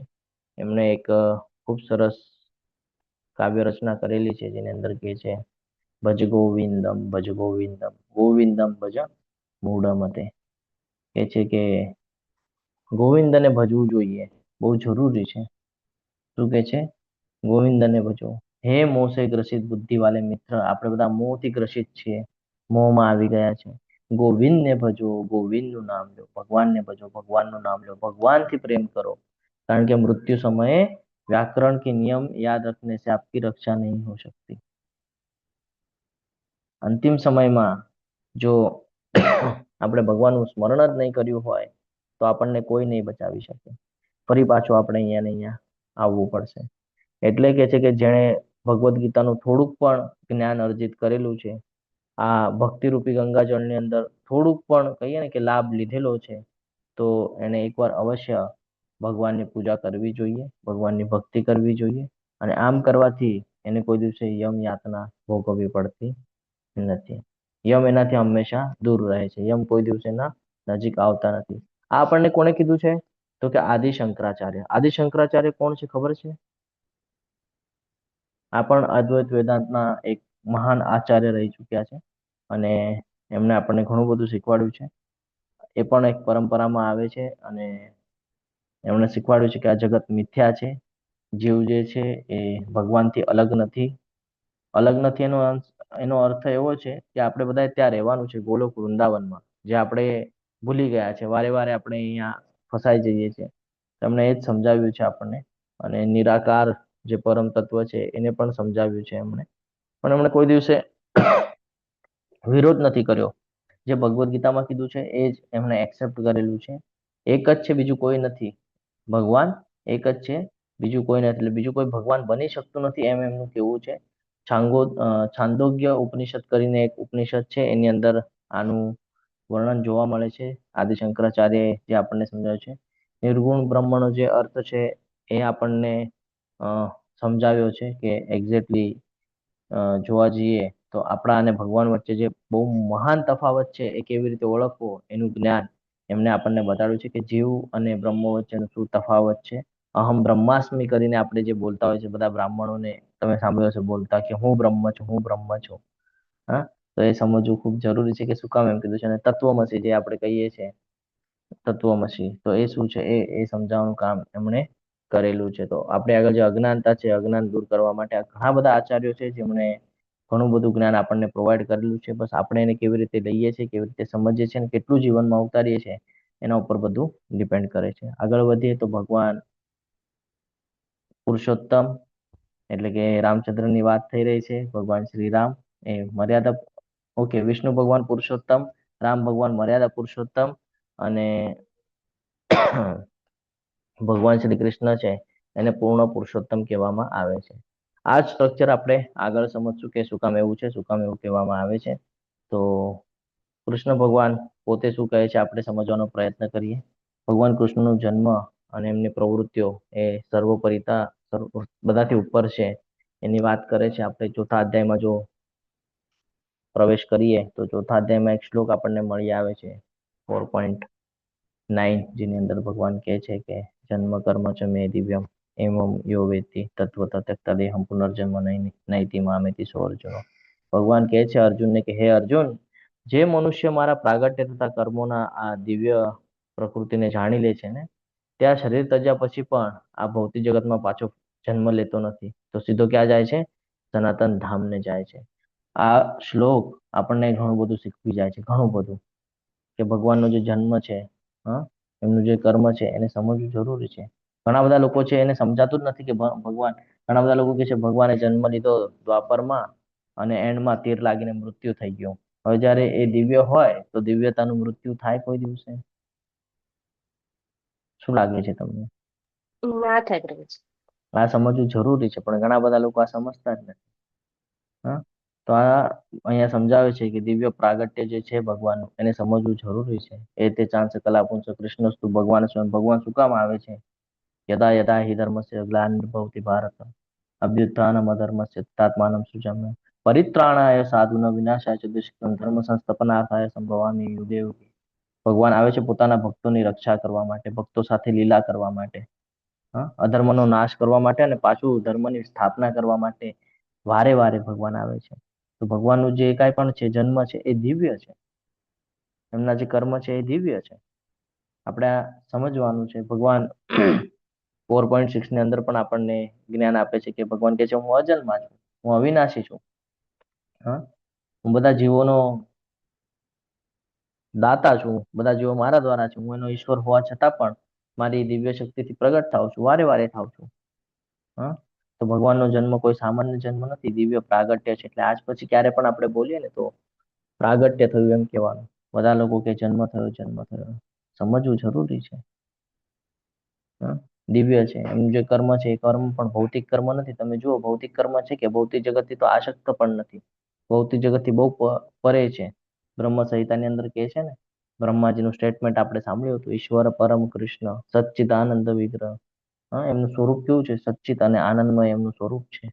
ગઈકાલે માતાજીએ આપણને પ્રશ્ન પૂછ્યો હતો કે પ્રભુજી સચ્ચિત આનંદ એટલે શું? તો આપણે ગઈકાલે એની ચર્ચા પણ કરેલી હતી. આગળ કીધેલું છે કે ભાઈ એવમ યો વેત્તિ તત્વતઃ, જે તત્વથી જાણે છે ભગવાન, કે ખરેખર શાસ્ત્ર અનુસાર સમજવું જોઈએ કે ભગવાન છે કોણ. હા, અવશ્ય કૃષ્ણનો જન્મ દેવકી અને વસુદેવના પુત્ર તરીકે થયો હતો, પરંતુ આ ખાલી એક લીલા છે ભગવાનની. હા, ભગવાનની એક લીલા છે, બાકી પોતાના આંતરિક શક્તિથી પ્રગટ થાય છે. જો તમે ત્યારની કથા પણ સાંભળી હોય ને, તો પેલા ચતુર્ભુજ સ્વરૂપે દર્શન આપ્યા હતા. પછી એમણે કીધું કે નહીં, તમે તમને બાળ સ્વરૂપે જ જોવે. તો કે ઓકે, વાંધો નહીં, હું બાળ સ્વરૂપે આવું. આ સમજવું જરૂરી છે. તો ભગવાનના જન્મ અને કર્મ છે એ દિવ્ય છે. એ આપણે જો એક એક્ઝામ્પલ આપું તમને, તો આપણા અને ભગવાન વચ્ચે આ એક્ઝામ્પલ દ્વારા આપણે સમજીએ. આપણા કર્મ છે જન્મથી આપણને કર્મ પ્રાપ્ત થાય છે. પાછલા જન્મના કર્મ એ અત્યારે પ્રારબ્ધમાં આપણે લઈને આવીએ છીએ અને પછી કરવા પડે છે. ભગવાન પોતાની ઈચ્છાથી પ્રગટ થાય છે. ભગવાનને જ્યાં ઈચ્છા થાય ત્યાં પ્રગટ થઈ શકે છે. આપણું એવું નથી. આપણને બંધન છે શેનું? કર્મનું. આપણને ભૌતિક શરીર આપ્યું છે ટેમ્પરરી માટે, જ્યારે ભગવાન કેવા છે? સચ્ચિત અને આનંદ વાળા વિગ્રહ છે. આપણે લોકો માયાદેવીના પ્રભાવ હેઠળ કાર્ય કરે છે, એટલે કે પ્રકૃતિના નિયંત્રણમાં છે, જ્યારે ભગવાન એ પ્રકૃતિના સ્વામી છે. ઘણા બધા ઉદાહરણો છે, ઘણી બધી ચર્ચા કરી છે કે આપણને જન્મ મૃત્યુ લાગુ થાય છે, ભગવાનને કોઈ જન્મ મૃત્યુ લાગુ થતું નથી. આપણે કર્મફળ ભોગવીએ છીએ, ભગવાનને કોઈ જરૂરત નહીં. ભગવાન નિર્ણય લે છે કે કયા કર્મો કરાવવા છે, મારે શું કરાવવું છે. એટલે આ સમજવું જરૂર છે. જે આ બાબત સમજી જાય છે ને કે ભગવાન કોણ છે, એ કોઈ દિવસે આ દેહને છોડ્યા પછી ત્યક્ત્યા દેહમ પુનર્જન્મ, એટલે આ દેહને છોડ્યા પછી પાછો જન્મ લેતો નથી, સીધો મારા ગોલોક ધામમાં પ્રવેશ કરે છે. કારણ કે અહીંયા શું થાય છે? જન્મ મૃત્યુ જરા વ્યાધિ લખેલું છે, પણ જો તમે મારા શરણમાં રહેશો, મને જો સમજી જશો ને, તમારે ફરી પાછું કોઈ દિવસે આ જગતમાં આવવું પડશે નહીં. આ શ્લોકને આપણે હજી વિસ્તૃતલી જ્યારે ચોથો અધ્યાય આવશે ત્યારે સમજવાનો પ્રયત્ન કરશું. આગળ વધીએ તો આપણને બધાને ખબર છે કે ભગવાને આખા બ્રહ્માંડના દર્શન કરાવી દીધા હતા, વિરાટ સ્વરૂપના દર્શન કરાવી દીધા હતા, છે ને. એક તો બાળ સ્વરૂપે હતા ત્યારે મુખમાં, અને બીજું અર્જુનની સામે, બંને જગ્યાએ દર્શન કરાવી દીધા હતા. તો આ સમજવું જરૂરી છે. હજી એક શાસ્ત્ર સંદર્ભ લઈએ તો એની અંદર ભગવાન કહે છે ખૂબ સરસ, 5.29 ની અંદર કીધેલું છે કે ભોક્તારમ યજ્ઞ તપસ્યા સર્વલોક મહેશ્વરમ સોદમ સર્વભૂતાનામ જ્ઞાત્વા મામ શાંતિમ પૃચ્છતિ. ભગવાન કહે છે કે મને સમસ્ત યજ્ઞો તથા તપશ્ચર્યાઓનો પરમ ભોગતા, સમસ્ત ગ્રહો તથા દેવોનો પરમેશ્વર, તેમજ સમસ્ત જીવોનો હિત કરતા શુભેચ્છક મિત્ર તરીકે જાણી મારી ભાવનામાં ઓતપ્રોત થયેલો મનુષ્ય સંસારના દુઃખોમાંથી શાંતિ પ્રાપ્ત કરી શકે છે. ક્યારે શાંતિની અનુભૂતિ થાય? ત્યારે આપણે બધું ભગવાનને સમર્પિત કરીએ કે હું નિમિત્ત માત્ર છું, બધું ભગવાન જ છે. હા, જેટલા પણ યજ્ઞ છે, જે કાંઈ પણ યજ્ઞ કરો છો તમે, દાન તપ યજ્ઞ જે કાંઈ પણ, તમે જો કૃષ્ણ અર્પણમસ્તુ. શું કામ કૃષ્ણ અર્પણમસ્તુ? બધું એનું જ છે. ભગવાન જ અહીંયા કહે છે કે ભોક્તારમ, સૌથી મોટો પરમ ભોક્તા તો હું છું. સર્વલોકો મહેશ્વરમ, જેટલા પણ લોક છે 14 લોકમાં, ઇવન મહેશ્વરમ, મહેશ્વર પણ જે શિવજી છે એની પણ વાત કરી દે છે. તો જ્યારે તમે ભગવાનના શરણમાં બધું મૂકી દો છો ને, તો બધું તમને અર્પણ, ત્યારે તમને શાંતિની અનુભૂતિ થાય છે. જ્યાં સુધી તમે મારું મારું મારું મારું કરશો ને, ત્યાં સુધી શાંતિની અનુભૂતિ નહીં થાય. આ શ્લોકમાંથી ઘણું બધું શીખવા જેવું છે. આ તો અત્યારે આપણે એક્ઝામ્પલના બેઝ પર સમજવાનો પ્રયત્ન કરીએ છીએ. બાકી જ્યારે આ શ્લોક આવશે ત્યારે આપણે ડિટેલ્સમાં સમજશું કે શું કહે છે. હા, એટલે આગળ વધીએ તો આપણને ખબર પડશે કે આપણે પોતાને માલિક માનીએ છીએ, ભોગતા માનીએ છીએ, જ્યારે આપણે છીએ જ નહીં. આપણે તો બંધનમાં છીએ. હમણાં આપણે 2 મિનિટ પહેલા જાણી ગયા કે આપણે તો બંધનમાં છીએ. તો ભગવાન પરમ ભોગતા છે, ભગવાન જ માલિક છે, અને ભગવાન આપણા મિત્ર તરીકે છે. બસ આપણે એને મિત્ર તરીકે જોતા નથી. બાકી ભગવાન તો બધા માટે, ભગવાન કહે છે બધા મારી માટે સમાન છે, પણ મારો ભક્ત મારી માટે શ્રેષ્ઠ છે. હું બધા સાથે સમાન વર્તન કરું છું, પણ ભક્તને હું થોડો અલગ એક્સ્ટ્રા કહીએ ને કે એક્સ્ટ્રા સપોર્ટ કરું છું, ભગવાન એમ કહે છે આપણને. આ સમજવું ખૂબ જરૂરી છે. 5.29 આ પણ શ્લોક ખૂબ સરસ છે. 10.42 એની અંદર પણ કહે છે, હું તો મારા એક અંશ માત્રથી સમગ્ર બ્રહ્માંડને વ્યાપીને એને ધારણ કરું છું. આ સમજવું પણ જરૂરી છે કે ભગવાન કહે છે કે મને કાંઈ જરૂરી નથી. ભગવાન અર્જુનને કહે છે કે આ બધું તું શું કામ જાણી રહ્યો છે? જે આખું 10મા અધ્યાયમાં ભગવાન એમના યોગેશ્વર્યની વાત કરે છે કે અ, કહીએ કે સૂર્ય હું છું, સૂર્યપ્રકાશ હું છું, હા, આદિત્યોની અંદર વિષ્ણુ હું છું, નક્ષત્રોની અંદર ચંદ્રની વાત કરે છે, પર્વતોની અંદર મેરુની વાત કરે છે. પછી હજી શું હતું, ગંગાની વાત કરતા હતા, નદીઓમાં ગંગા, હા, યોદ્ધાઓમાં રામ ને બધું કહી રહ્યા હતા ને ભગવાન આપણને 10મા અધ્યાયની અંદર. તો આ બધી વિભૂતિઓ ભગવાન શું કામ ગણાવતા હતા? ભગવાન કહે છે મારી તો ઘણી બધી વિભૂતિઓ છે, અનંત છે, તું નહીં સમજી શકે. તું જેટલું સાંભળીશ એટલું તને કન્ફ્યુઝન થશે. શું જરૂરત છે? હા, હું તો એક જ સેકન્ડમાં એને ધારણ કરી લઉં છું. ભગવાન કહે છે કે આ બધું તો એક જ સેકન્ડમાં બધું સ્થિર કરી દઉં છું, ધારણ કરું છું આખું જગત. તો આ સમજવું જરૂરી છે કે ભગવાનને જે સામાન્ય સમજે છે, ભગવાન સામાન્ય છે નહીં. કેમ શિવજીના એમાં આવતું નથી કે આખા બ્રહ્માંડનું સર્જન કર્યું છે અને આખા બ્રહ્માંડને ધારણ કર્યું છે? કેમ ભગવદ્ ગીતાની અંદર જ છે? કેમ ભાગવતમની અંદર જ આ બધું જ્ઞાન છે? કેમ બ્રહ્માજી એને એક્સેપ્ટ કરે છે કે જે અહીંયા લખેલું છે બધું 100% સાચું છે? શું કામ શિવજી એક્સેપ્ટ કરે છે કે આરાધના સર્વેશામ વિષ્ણુ આરાધના પરમ? આ બધું સમજવું ખૂબ જરૂરી છે કે ભગવાન કૃષ્ણ શું કામ? ઘણા બધાને કન્ફ્યુઝન થાય ને, તો આ બધા રેફરન્સ આપણે મૂકી શકીએ છીએ ત્યાં કે શું કામ ભગવાન કૃષ્ણની આરાધના કરવાની છે. કારણ કે મોટા મોટા જે દેવી દેવતાઓ જે મોટી શ્રેણી પર છે એ લોકોના સ્ટેટમેન્ટ કહી રહ્યા છે કે ભગવાનનું સ્મરણ કરવું જરૂરી છે. અમે પણ એનું સ્મરણ કરીએ છીએ. તમે એનું સ્મરણ કરશો તો અમને પણ પ્રિય છે. શું કૃષ્ણ વિષ્ણુનો અવતાર છે? કૃષ્ણ અવતાર છે કે અવતારી છે? શું લાગે છે તમને? હરે કૃષ્ણ. અવતારી છે. હરે કૃષ્ણ કૃષ્ણ વિષ્ણુનો પ્રભુ. અવતાર છે? યસ ઓર નો? કૃષ્ણ વિષ્ણુનો અવતાર છે. ના, વિષ્ણુ જ કૃષ્ણનો હરે અવતાર છે. કૃષ્ણ. પહેલા શ્રી અવતાર કૃષ્ણ પણ છે, છે ને પછી અવતારી પણ વિષ્ણુજી છે. છે. હરે બંને કૃષ્ણ આવે. પ્રભુજી. ફરીથી અવતારી પણ છે ને ફરીથી અવતારી પણ છે. સમજીએ, ફરીથી સમજીએ. પહેલા કૃષ્ણ છે, પછી કારણોદક્ષ ભગવાન વિષ્ણુ છે. હા, મેં પ્રશ્ન શું પૂછ્યો? કૃષ્ણ વિષ્ણુનો અવતાર છે? તો આનો જવાબ ના માં આવે. કારણ કે સૌથી પહેલા ભગવાન કૃષ્ણ, પછી બલરામજી, પછી ત્રણ જ્યારે પુરુષ અવતાર આવે છે ત્યારે મહાવિષ્ણુ એટલે કે કર્ણોદક્ષ વિષ્ણુ, ગર્ભોદક્ષ વિષ્ણુ અને શિરોદક્ષ વિષ્ણુ. ફરી પાછી કોઈ વાર તમને પ્રશ્ન પૂછવામાં આવે કે કૃષ્ણ વિષ્ણુનો અવતાર છે? તો ના. વિષ્ણુ કૃષ્ણનો અવતાર છે? તો કે હા. એ તે ચાંચ કલા પુંસ કૃષ્ણસ્તુ ભગવાન ભગવાન સ્વયં. સ્વયં. એટલે આ હંમેશા યાદ રાખવાનું છે. અવતારનો અર્થ સમજવું જરૂરી છે. હા. હરે કૃષ્ણ, હરિ બોલ. તો આ એ શ્લોક છે અને અહીંયા આપણને દેખાય છે કે બ્રહ્મ સંહિતાની અંદર પણ ઉલ્લેખ આવે છે. એટલે શાસ્ત્રોનું રેફરન્સ ઘણા બધા જગ્યાએથી આપણે લઈ શકીએ છીએ. ઈશ્વર પરમ કૃષ્ણ સચ્ચિદાનંદ વિગ્રહ અનાદિ રાધે ગોવિંદમ સર્વ કારણ કારણ કરીને જે છે. તો એ તેને ચરિતામૃતમાં પણ રેફરન્સ મળી આવે છે આપણને. કૃષ્ણ રે સ્વરૂપ કરીને જે છે એક શ્લોક છે, મેં હમણાં 2-3 દિવસ પહેલા જ વાંચેલો હતો. એની અંદર એ ઉલ્લેખ મને મળી આવ્યો. આ સમજવું ખૂબ જરૂરી છે કે અવતાર અને અવતારી વચ્ચે ઘણો બધો ફરક છે. અવતાર એક છે અને અવતાર ઘણા બધા હોય છે, અવતારી એક છે. આ સમજવું જરૂરી છે. કૃષ્ણસ્તુ ભગવાન સ્વયં. ભગવાન જ આ બધું કરી શકે છે. બાકી સાધારણ લોકોનું કામકાજ છે નહીં આ બધું કરવું, અને પોસિબલ થશે પણ નહીં. 11મા અધ્યાયના 50મા શ્લોકમાં સંજયજી આ બધું દ્રશ્ય જોઈ રહ્યા છે અને ધૃતરાષ્ટ્રને કહી રહ્યા છે. તો શું કહેતા હતા જોઈએ આપણે. અર્જુને આ પ્રમાણે કહ્યા પછી પૂર્ણ પુરુષોત્તમ પરમેશ્વર કૃષ્ણએ તેમનું સાચું ચતુર્ભુજ રૂપ દર્શાવ્યું, એટલે કે શિરોદક્ષા વિષ્ણુ વાળું, અને છેવટે પોતાનું દ્વિભુજ રૂપ દર્શાવી ભયત્રસ્ત અર્જુનને ઉત્સાહિત કર્યું.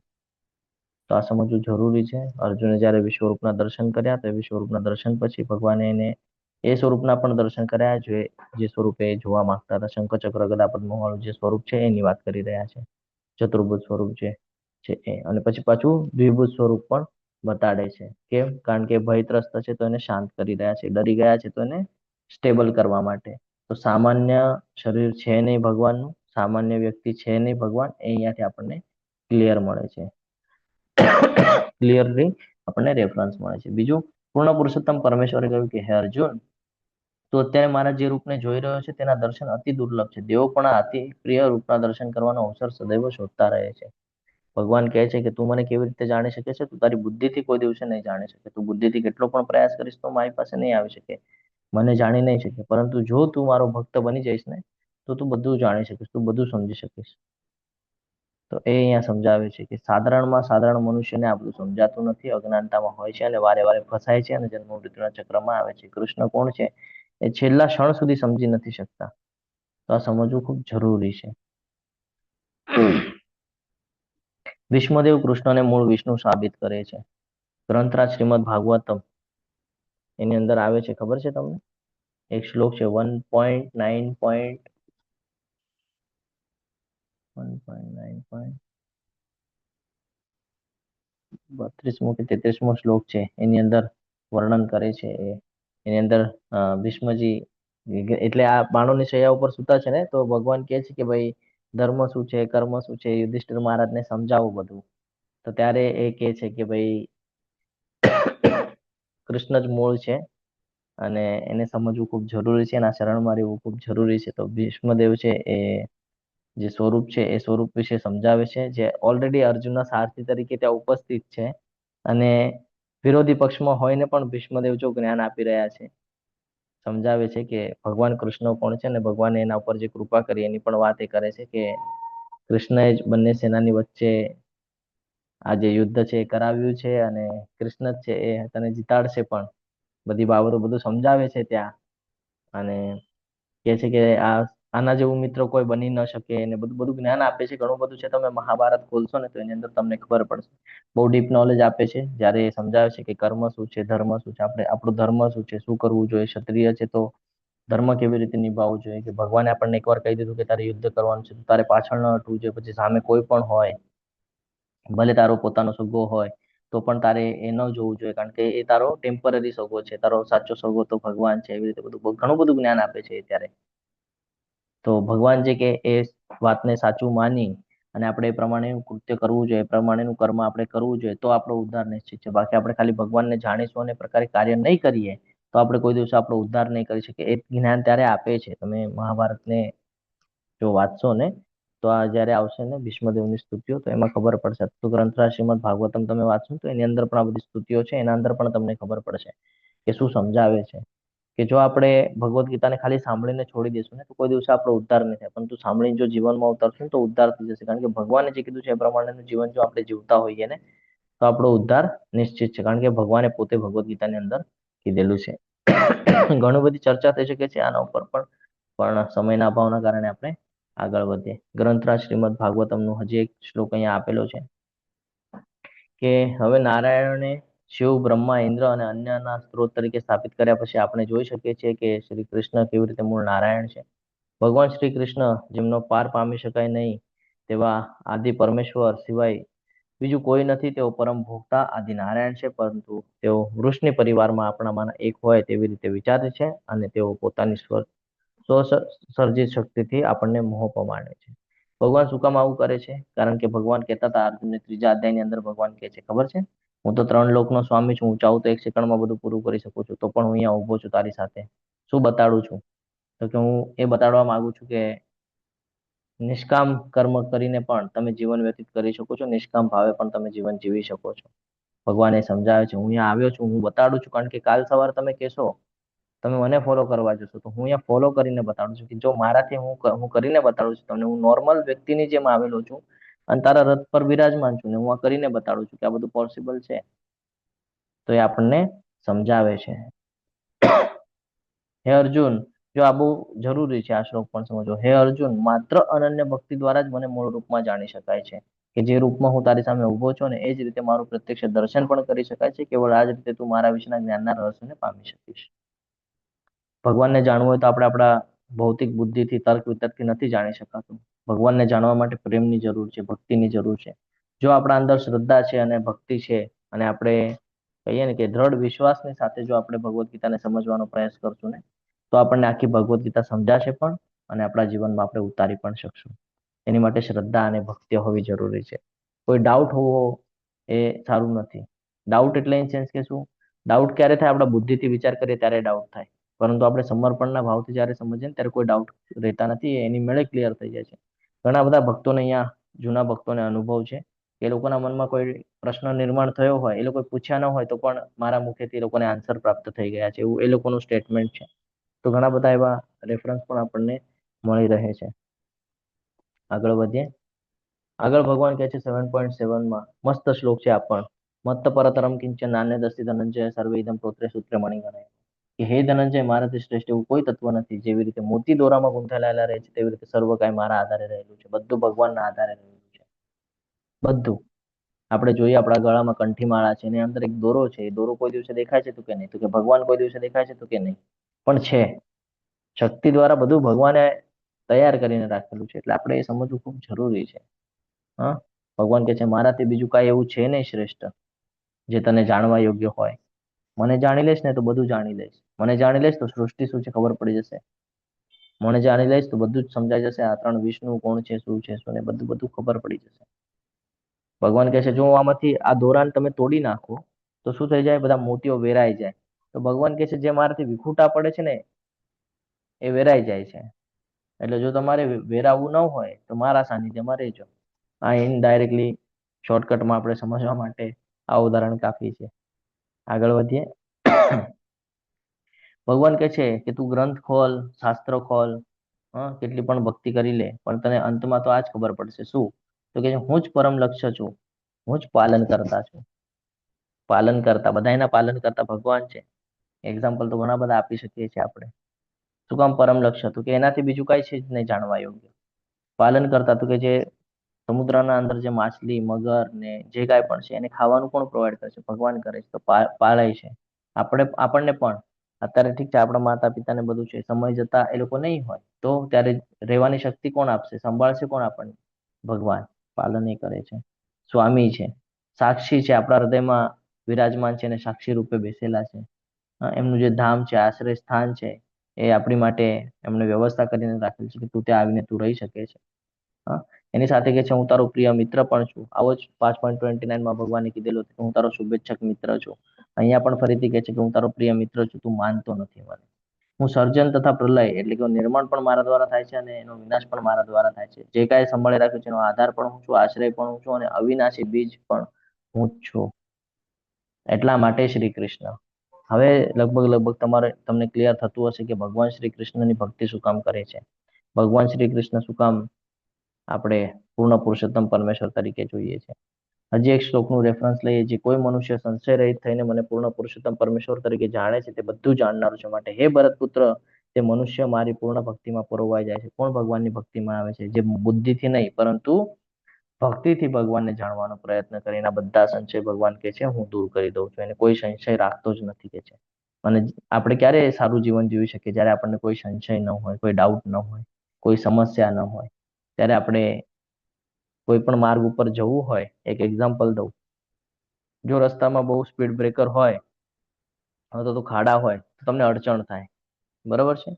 પણ એ રસ્તો ક્લિયર હોય, સપાટ હોય તો તમે ફાસ્ટમાં પહોંચી જાઓ. તો એવી રીતે છે, જો તમને સંશય હશે જીવનની અંદર, કઈ ડાઉટ હશે તો તમે ભક્તિમાં આગળ નહીં આવી શકો. પણ જો ડાઉટ ક્લિયર હશે તો સરફેસ ક્લિયર છે, સ્પીડમાં પહોંચી જશો ભક્તિમાં. એટલે આ સમજવું જરૂર છે. જ્યાં સુધી ડાઉટ રહેશે ત્યાં સુધી ભક્તિમાં આગળ નહીં આવી શકો. ભક્તિ નહીં કરી શકો ત્યાં સુધી ભગવાનના સાનિધ્યમાં નહીં જઈ શકો. જ્યાં સુધી ભગવાનના સાનિધ્યમાં નહીં જઈ શકો ત્યાં સુધી ગોલોક વૃંદાવન જવાનો અવસર પ્રાપ્ત નહીં થાય. વેદોનો સાર શું છે? વેદોને જાણવા યોગ્ય શું છે? ભગવાન કહે છે વેદોનો સાર પણ હું જ છું અને વેદોને જાણવા યોગ્ય પણ હું જ છું. કે જે હું દરેક જીવના હૃદયમાં રહેલો છું.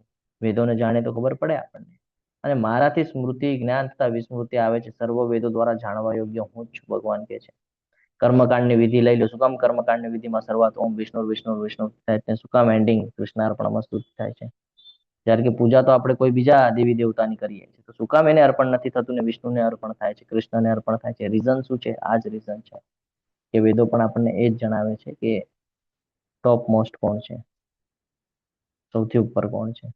એટલે વેદાંતોનો સંકલન કરતા ભગવાન કહે છે હું જ છું અને સર્વ વેદોનો જ્ઞાતા પણ હું જ છું. જ્યારે તમે વેદોને જાણી જશો, વેદોને સમજી જશો, તો તમે મને જાણી જશો, મને સમજી જશો. સમગ્ર વૈદિક સાહિત્ય સ્વીકાર કરે છે કે કૃષ્ણ જ બ્રહ્માજી, શિવજી તથા અન્ય બધા દેવોના સ્ત્રોત છે. જો અહીંયા આવે આ બધા રેફરન્સો શું કામ આપ્યા છે આપણને ખબર છે? આપણા જે ડાઉટ્સ છે ને એ ક્લિયર થાય ને એની માટે. આપણને આના ઉપર ભરોસો છે કે જે શાસ્ત્ર કે છે એ શાસ્ત્ર સંમત આપણે માનવું જોઈએ. તો કે અથર્વવેદની અંદર ગોપાલ તાપની ઉપનિષદ છે એની અંદર કહેવામાં આવેલું છે, પ્રારંભમાં કૃષ્ણએ બ્રહ્માજીને વેદોનું જ્ઞાન આપ્યું હતું અને તેમણે જ ભૂતકાળમાં વૈદિક જ્ઞાનનો પ્રચાર કર્યો હતો. શું કે છે? કૃષ્ણએ પ્રારંભમાં બ્રહ્માજીને વેદોનું જ્ઞાન આપ્યું હતું. તમને બધાને યાદ ન હોય તો ગ્રંથરાજ શ્રીમદ ભાગવતમમાં ખૂબ સરસ રીતે વર્ણન છે કે બ્રહ્માજીનો જન્મ થયો ને, બ્રહ્માજીને ખબર નહોતી મારે શું કરવાનું છે, શું નથી કરવાનું. તપ કરવા બેઠા, તપ કર્યું ત્યારે એમને જ્ઞાન પ્રાપ્ત થયું, અને જ્યારે જ્ઞાન પ્રાપ્ત થયું ત્યારે એ સૃષ્ટિનું નિર્માણ કરી શક્યા છે. એટલે બ્રહ્માજી કહીએ ને કે સર્જનના અધિકારી દેવતા અવશ્ય છે, પણ બ્રહ્માજી પોતે સર્વોચ્ચ નથી. એ અહીંયા સમજાવવા માંગે છે આપણને. બ્રહ્માજી કોકના માધ્યમથી બધું કરે છે. એટલે આપણે એમ કહીએ ને કે મુખ્યમંત્રી હોય તો આપણને એમ લાગે મુખ્યમંત્રી શ્રેષ્ઠ. નહીં, મુખ્યમંત્રી પ્રધાનમંત્રીના બેઝ પર મુખ્યમંત્રી કામ કરે છે. પ્રધાનમંત્રી જો એને કોઈ આદેશ આપી દે ને તો એને એ પ્રમાણે ચાલવું પડે છે, ન ચાલે તો બધું તહેસ નહેસ થઈ જાય. એવી રીતે છે બ્રહ્માજી અવશ્ય 14 લોકનું નિર્માણ કરી શકે છે, પણ કોના માધ્યમથી? ભગવાનના પ્રેરણાથી, ભગવાનના શક્તિથી. ભગવાન વગર એ પોતે પણ 14 લોકને હેન્ડલ કરી શકે એવી સિચ્યુએશન નથી. કેમ? એની પાછળનું એક ઉદાહરણ જો તમને દેવું હોય તો નરસિંહ અવતાર. બ્રહ્માજી 84 લાખ યોની બનાવી હતી, તો એ યોનિના બ્રેક કરીને ભગવાન એક નવો અવતાર લીધો. હા, મનુષ્ય અને સિંહનો ચહેરો છે ને, તો આ સમજવું જરૂરી છે કે બ્રહ્માજીથી ઉપર છે ભગવાન. હા, તો એ અહીંયા આપણને સમજાય છે. અહીંયા પણ ઘણું બધું સમજવા જેવું છે, પણ સમયની અછતના લીધે આપણે આગળ વધીએ. જો નારાયણ ઉપનિષદની અંદર પણ કહે છે પરમેશ્વર નારાયણે જીવોનું સર્જન કરવાની ઈચ્છા કરી. આ બધું કેવી રીતે થયું? તો સૌથી પહેલા તો આપણે જ ઈચ્છા કરી હતી કે મારે પણ આ મૃત્યુલોકમાં જવું છે, મારે પણ એવી એન્જોયમેન્ટ કરવી છે. આવી બધી ઈચ્છાઓના આધીન આપણે ભગવાનની પાછળ લાગી ગયા. જેમ નાનું બાળક કેમ માતા પિતાને જીદ કરે, એવી રીતે આપણે પણ જીદ કરવા માંડ્યા કે એકવાર મને જવા દે ને, હું પાછો આવી જઈશ થોડીક વારમાં. તો ભગવાન કે છે ઠીક છે, ચાલ તને આંશિક સ્વતંત્રતા આપી. હવે આ આંશિક સ્વતંત્રતાનો આપણે એટલો બધો લાભ લીધો ને કે હવે આપણે જવા જ તૈયાર નથી રિટર્ન. જે ઓલું નાનું બાળક હોય એને ગાર્ડનમાં તમે લઈ જાઓ, ગાર્ડનમાં છૂટો મૂકી દો, હવે એ રમ્યા કરે. હવે રાત થઈ જાય તો પણ એ ઘરે જવા તૈયાર ના થાય કે હજી રમવું છે, હજી રમવું છે. એવી કઈક પરિસ્થિતિ આપણી છે. હા, આપણે પણ ફસાઈ ગયા છે અહીંયા. આવે અને આપણે જવા જ નથી માંગતા. આપણને લાગે છે આ ભૌતિક જગત મારું જ છે ભાઈ, મારી એન્જોયમેન્ટ માટે છે, અને આપણને એવું લાગે છે કે ભાઈ અહીંયાથી જવું જ ન જોઈએ. તો આ સમજવું ખૂબ જરૂરી છે. ગ્રંથરાજ શ્રીમદ ભાગવતમનો પહેલો સ્કંદ, પહેલો અધ્યાય અને પહેલો શ્લોક એ આપણને સમજાવે છે કે જ્યાંથી આ આખા સૃષ્ટિનો ઉદ્ભવ થાય છે ને, એ નારાયણ ક્યાંથી આવે છે સમજાવે છે આપણને. કેવી રીતે ઉત્પત્તિ થાય છે, નારાયણમાંથી પ્રજાપતિ એટલે કે બ્રહ્માજીની ઉત્પત્તિ કેવી રીતે થાય છે ને એ આપણને સમજાવે છે. આખા પ્રજાનું જે વિસ્તરણ છે, જે સર્જનની જે વ્યવસ્થા કરીને આપેલી છે, એ બધું જ્ઞાન આપણને સમજાવે છે કે મૂળ સ્ત્રોત કોણ છે? ભગવાન છે. એ ગ્રંથરાજ શ્રીમદ ભાગવતમ તમે ખોલો તો એની અંદર ખબર પડે. અને નારાયણ ઉપનિષદની અંદર પણ આ જ બધું સમજાવે છે કે ઇન્દ્ર છે એ નારાયણના માધ્યમથી એમનું ઉત્પત્તિ થાય છે. ઇન્દ્ર એટલે કે એક હોદ્દો છે કે દેવોના રાજા, એ હોદ્દો છે. બરોબર છે? ઇન્દ્ર એટલે કોઈ વ્યક્તિ એવું નથી. ઇન્દ્ર એટલે એ હોદ્દો છે, જેમ પ્રધાનમંત્રી, મુખ્યમંત્રી. હા, એવી રીતે એક હોદ્દો છે. 8 વસુઓની વાત કરીએ, તમને બધાને ચેટ બોક્સની અંદર એટેન્ડન્સ લિંક હશે તો ભરી દેજો. 8 વસુની વાત કરીએ, 11 રુદ્રોની વાત કરીએ, જે 33 કરોડ દેવતા જે આવે છે, ખબર છે તમને? સાંભળ્યું છે 33 કરોડ દેવતા? 33 કરોડ નથી એકચ્યુઅલી, 33 કોટી છે. કોટી દેવતા. બરાબર છે? અને 33 કોટી એટલે શું ખબર છે તમને? આ જ છે 8 વસુ, પ્રભુજી 8 11 વસુઓ, રુદ્ર, 11 રુદ્ર, 12 આદિત્ય, 8 વસુ, 12 આદિત્ય હા, અને અને 2 20 અશ્વિની કુમાર. 2 અશ્વિની કુમાર. આ હંમેશા ધ્યાનમાં રાખવાનું છે. આને કહેવાય છે 33 કોટી દેવતા, જે આ ભગવાનની જે વ્યવસ્થા છે એમાં બહુ મહત્વનો ભાગ ભજવે છે. આ જ્યારે 10મો અને 11મો અધ્યાય આવશે ને, ત્યારે આપણે વિસ્તૃતલી સમજશું 12 આદિત્ય કોણ છે, એમાં વિષ્ણુ કોણ છે.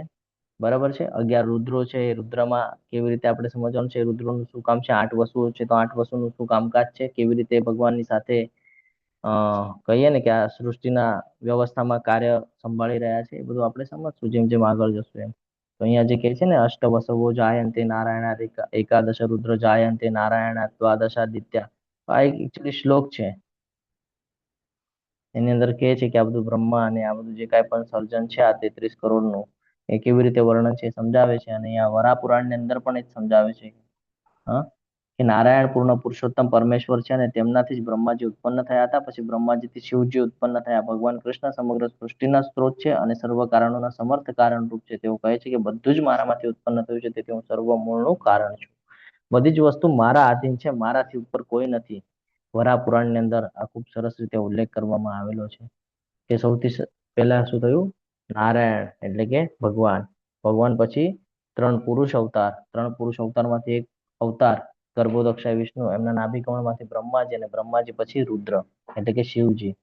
એ આપણે જ્યારે ગોલોક ચાર્ટ ભણશું ને, એ ગોલોક ચાર્ટમાં આપણે આખું વિસ્તૃતલી સમજશું કે કેવી રીતે સૃષ્ટિનું સર્જન થાય છે ને કેવી રીતે એનો વિનાશ થાય છે. એ લોકોનો જે ટાઈમ લિમિટેશન છે એ કેવી રીતે છે. બ્રહ્માજીની આયુ પણ આપણે ચોથા અધ્યાયમાં જાણવાનો પ્રયાસ કરશું. એની અંદર આપણને ખબર પડશે કે બ્રહ્માજીની આયુ કેટલી છે. બ્રહ્માજીની આયુ 100 વર્ષની છે. એમના 100 વર્ષ ને આપણા 100 વર્ષમાં જમીન આસમાનનો ફરક છે. એમનો 1000 યુગ મળીને 1000 ચતુર્યુગ મળીને 1000 ચતુર્યુગ એટલે કે આજે 4 યુગ છે એ 1000 વાર કમ્પ્લીટ થાય ને ત્યારે એ આપણે કાઉન્ટિંગ કરશું. ત્યારે અત્યારે હું કાઉન્ટિંગ કરવા બેસીશ તો આપણો અડધો કલાક વયો જશે. તો આપણે જ્યારે આવશે ત્યારે ચર્ચા કરશું. તો આ સમજવું જરૂરી છે કે શું કામ એને આપણે ભગવાન તરીકે સંબોધન કરીએ છીએ, શું કામ સૌથી ઉપર રાખ્યું છે. તો સામાન્ય જે જીવ હોય ને, એટલે મહાન જીવોની વાત કરું છું હું, જેમ કે દેવી દેવતાઓના લોકમાં ને એવા બધા જીવોની, તો એ લોકો પણ બ્રહ્માજીની જેમ 50 ગુણો ધરાવે છે. બરાબર છે. જે મહાન દેવતા છે, જે કાંઈ પણ દેવી દેવતા છે, બધાની વાત કરું છું. બધા 50 ગુણો ધરાવે છે જે બ્રહ્માજી સુધીના છે. એનાથી આગળ આવે તો ભગવાન શિવ, જેમની પાસે 5 ગુણો એક્સ્ટ્રા છે, તો એ પણ સમજવું જરૂરી છે. એમના પછી આવે છે વિષ્ણુ, જેમની પાસે 60 ગુણ છે. અને સૌથી ઉપર છે ભગવાન શ્રી કૃષ્ણ, જેમની પાસે 64 કલા 64 ગુણો છે. એટલે એને પૂર્ણ પુરુષોત્તમ પરમેશ્વર તરીકે આપણે સંબોધન કરીએ છીએ. પૂર્ણ પુરુષોત્તમ પરમેશ્વર તરીકે આપણે જોઈએ છીએ. 50 ગુણોની વાત કરીએ તો અમુક મને યાદ છે, તો એ હું તમારી સાથે શેર કરું છું. કંઈક રહી જાય, ભૂલચૂક થઈ જાય તો ક્ષમા પ્રાર્થી છું. બાકી સત્યનિષ્ઠા હોવી જોઈએ, પવિત્રતા હોવી જોઈએ, આ બધા ગુણો આપણને ભગવદ્ ગીતામાં આપેલા છે. ઓકે, ઘણા બધા ગુણો છે જે ભગવદ્ ગીતામાં આપેલા છે, જે આપણા અંદર હોવા જરૂરી છે.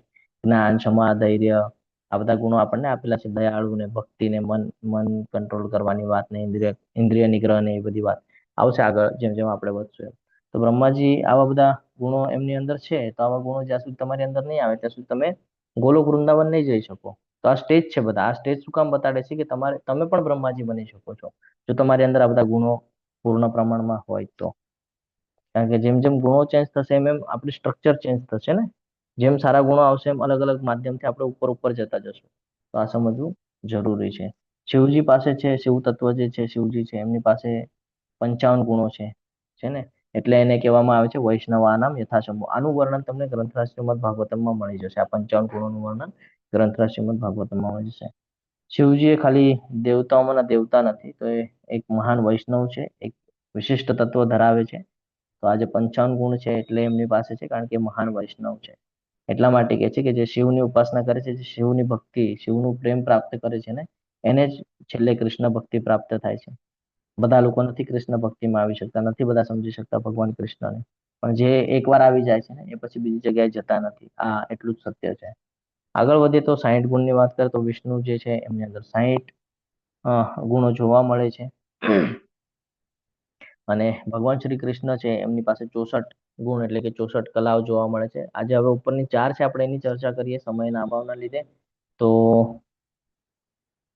લીલા વારીધી જેને કહેવામાં આવે છે, ભગવાન અલગ અલગ લીલાઓ કરી શકે છે જે બીજા બધા નથી કરી શકતા. તો અસાધારણ અને કહીએ ને આપણે જે સમજી ન શકાય એવી રીતે ભગવાન બધી લીલાઓ કરે છે બાળ સ્વરૂપે. આપણને બધાને ખબર છે.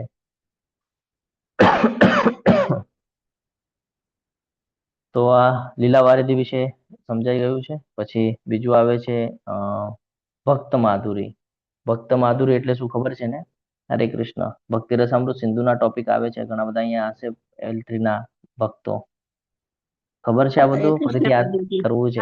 હા, હરે પ્રભુજી. કૃષ્ણ. કૃષ્ણ જેવા છે કે ગોપીઓ સાથે રાસ રસ કરી શકે, બીજું કોઈ ના કરી શકે. હરી બોલ. માધુર્ય એક ભાવમાં.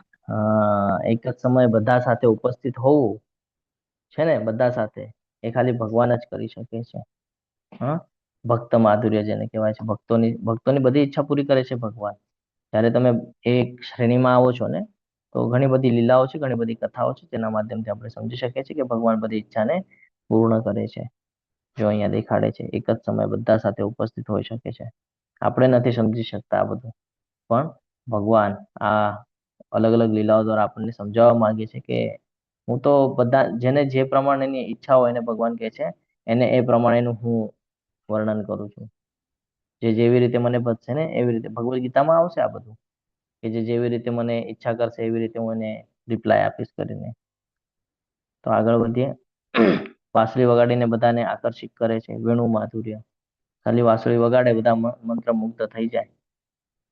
ઘણી બધી પ્રેમનું પ્રતીક છે વાંસળી, તો ખબર છે ને.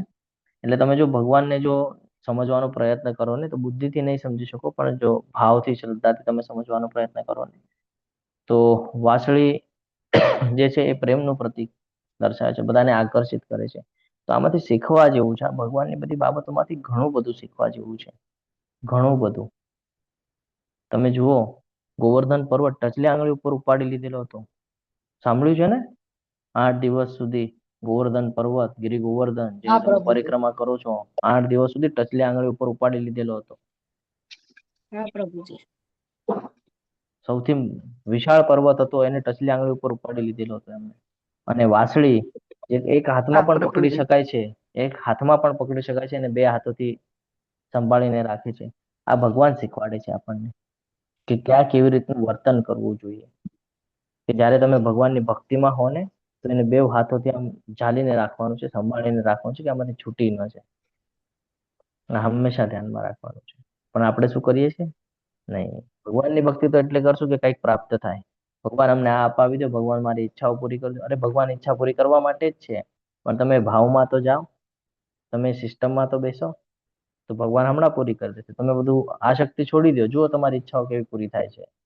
પણ ના પ્રભુ, આ શક્તિ તો નહીં છૂટે મારાથી. ભગવાન એ જ કહે છે કે આ શક્તિ નહીં છૂટે તો હું તને આપીશ પણ નહીં. તું જ્યારે આ શક્તિ છોડીશ ત્યારે હું તને આપીશ, કારણ કે એની વેલ્યુ તને સમજાવવી જોઈએ ને.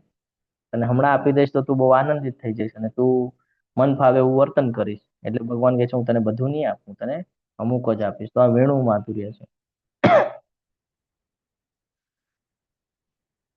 આગળ છે અસાધારણ સુંદરતા, રૂપ માધુર્ય. તમે બધા ઇસ્કોનના ટેમ્પલમાં જશો તો તમને પાછો આવવાની ઈચ્છા નહીં થાય. જ્યારે અર્ચ વિગ્રહને જોશો તો તમને થશે કે અહીંયા જ રહી જાઓ, અહીંયા જ ખમી જાઓ. હા, તો આ જે 4 મહત્વના ગુણો છે, હા, રૂપ માધુર્ય, લીલા માધુર્ય, વેણુ માધુર્ય અને ભક્ત માધુર્ય, જે કાંઈ પણ છે આ ખાલી ભગવાન હરે પાસે કૃષ્ણ છે. પ્રભુજી. હરે હરે કૃષ્ણ કૃષ્ણ. પ્રભુજી. અને સંપત્તિ પણ ના આવે કૃષ્ણ સાથે, કારણ કે લક્ષ્મીપતિ પોતે જ છે ને, એમનાથી યસ વધારે સંપત્તિ કોઈની પાસે નથી. યસ યસ માતાજી, સંપત્તિ પણ આવે, અવશ્ય આવે. તો આ સમજવું જરૂરી છે. એટલે ભગવાન કૃષ્ણ એ પરમ વ્યક્તિ છે. હવે ક્લિયર છે કે હજી કોઈને કાંઈ ડાઉટ છે? હરે કૃષ્ણ. આઈ થિંક હવે ક્લિયર થઈ ગયું હશે કે ભગવાન શ્રી કૃષ્ણ છે કોણ અને શું કામ ભગવાન શ્રી કૃષ્ણની ભક્તિ આપણે કરવી જોઈએ અને શું કામ એ સર્વોચ્ચ છે, શું કામ એ મહાન છે. શાસ્ત્રના ઘણા બધા રેફરન્સો આપણે લીધા છે. પદ્મ પુરાણ લીધું છે, શિવ પુરાણ લીધું છે, ઉપનિષદો લીધા છે, જેના માધ્યમથી આપણે સમજ્યા કે એ લોકોના સ્ટેટમેન્ટ શું છે, એ લોકો શું કહેવા માંગી રહ્યા છે અને એ લોકો પણ કોની ભક્તિ કરે છે, કોની ઉપાસના કરે છે. આપણે પણ કોની ભક્તિ અને કોની ઉપાસના કરવી જોઈએ. આ તમામ પ્રકારનું જ્ઞાન આપણને અહીંયા પ્રાપ્ત થઈ રહ્યું છે. તો કૃષ્ણ માનવ સ્વરૂપ સોરી, કૃષ્ણ છે એ માનવ સ્વરૂપમાં દેખાય છે, તેમ છતાં એમનો સ્વભાવ કેવો છે? દિવ્ય છે. કે છે ને કે હું દિવ્ય છું. બધા દેવતાઓ પણ કોને આધીન છે? ભગવાન કૃષ્ણને આધીન છે. આપણે ઘણા બધા રેફરન્સ લીધા, ઘણા બધા રેફરન્સની સાથે આપણે સમજવાનો પ્રયત્ન કર્યો. તો ભગવાન જે છે એ આ બધાથી ઉપર છે. બરાબર છે? ઇવન વિષ્ણુ છે તો વિષ્ણુથી પણ ઉપર ભગવાન કૃષ્ણ છે. બીજી મહત્વની બાબત, એટલે કૃષ્ણ પાસે 6 ઐશ્વર્ય પૂર્ણ માત્રામાં છે, જેની આપણે ચર્ચા કરી ગયા છે, જે બાકી કોઈ પાસે જોવા મળતી નથી. એટલે અત્યારના સમયમાં કલયુગની અંદર જો તમને કોઈ એવી રીતે વર્ણન કરે કે ભાઈ હું ભગવાન છું, તો એને ખાલી એક જ પ્રશ્ન કરવાનો છે કે ભાઈ આ 6 માંથી એક ઐશ્વર્ય બતાડી. જે તમને આ 6 ઐશ્વર્યમાંથી એક ઐશ્વર્ય બતાડે એને ભગવાન તરીકે સંબોધન કરશું કહીએ અમે. હવે બતાડો તમે, તમારી પાસે છે કે આમાંથી કાંઈ એક. કૃષ્ણના ભક્તો હંમેશા કૃષ્ણ દ્વારા રક્ષાયેલા હોય છે. આપણને પણ સિક્યુરિટીની જરૂરત પડે ને, કે કોઈ તકલીફ ના આપે. હા, તો આપણે અદૃશ્ય એવી સિક્યુરિટી આપણી પાસે છે, જો આપણે માંગતા હોઈએ તો, પ્રાપ્ત કરવી હોય તો. કઈ? કે ભક્ત બનીને રહ્યો ને કૃષ્ણના, વાળ પણ વાંકો નહીં થવા દે. અર્જુનજી, એક નાનું ઉદાહરણ આપીને સમજાવવાનો પ્રયત્ન કરું તો, અર્જુનજી, એક પ્રસંગ આવે છે, તો એ પ્રસંગમાં સામે એમના મોટા ભાઈ કર્ણ, જે એમને ખબર નથી હોતી અર્જુનને કે આ મારા સૌથી મોટા ભાઈ છે, યુધિષ્ઠિરથી પણ મોટા ભાઈ છે, ખબર નથી હોતી. તો એ કર્ણ તીર ચલાવે છે, તો ઓલો રથ છે એ 2-3 ઇંચ પાછળ જાય છે. હું તમને મહાભારતની કથામાંનું કહું છું. અને અર્જુન તીર ચલાવે છે, તો કર્ણનો રથ 2-3 ફૂટ પાછળ જાય છે. આ 2-3 ઇંચ જાય છે ને અર્જુનના તીરથી 2-3 ફૂટ પાછળ જાય છે. ભગવાન કૃષ્ણ તો વખાણ કરે છે સામે ઓલા કર્ણ છે એના. અર્જુનને થાય એવું છે, તમે મારી સાઈડથી છો કે એની સાઈડથી છો? હું તમને મારા ઓલામાં કહું છું, મારા અંદાજમાં કહું છું, બાકી એમાં લખેલું કંઈક અલગ છે થોડું.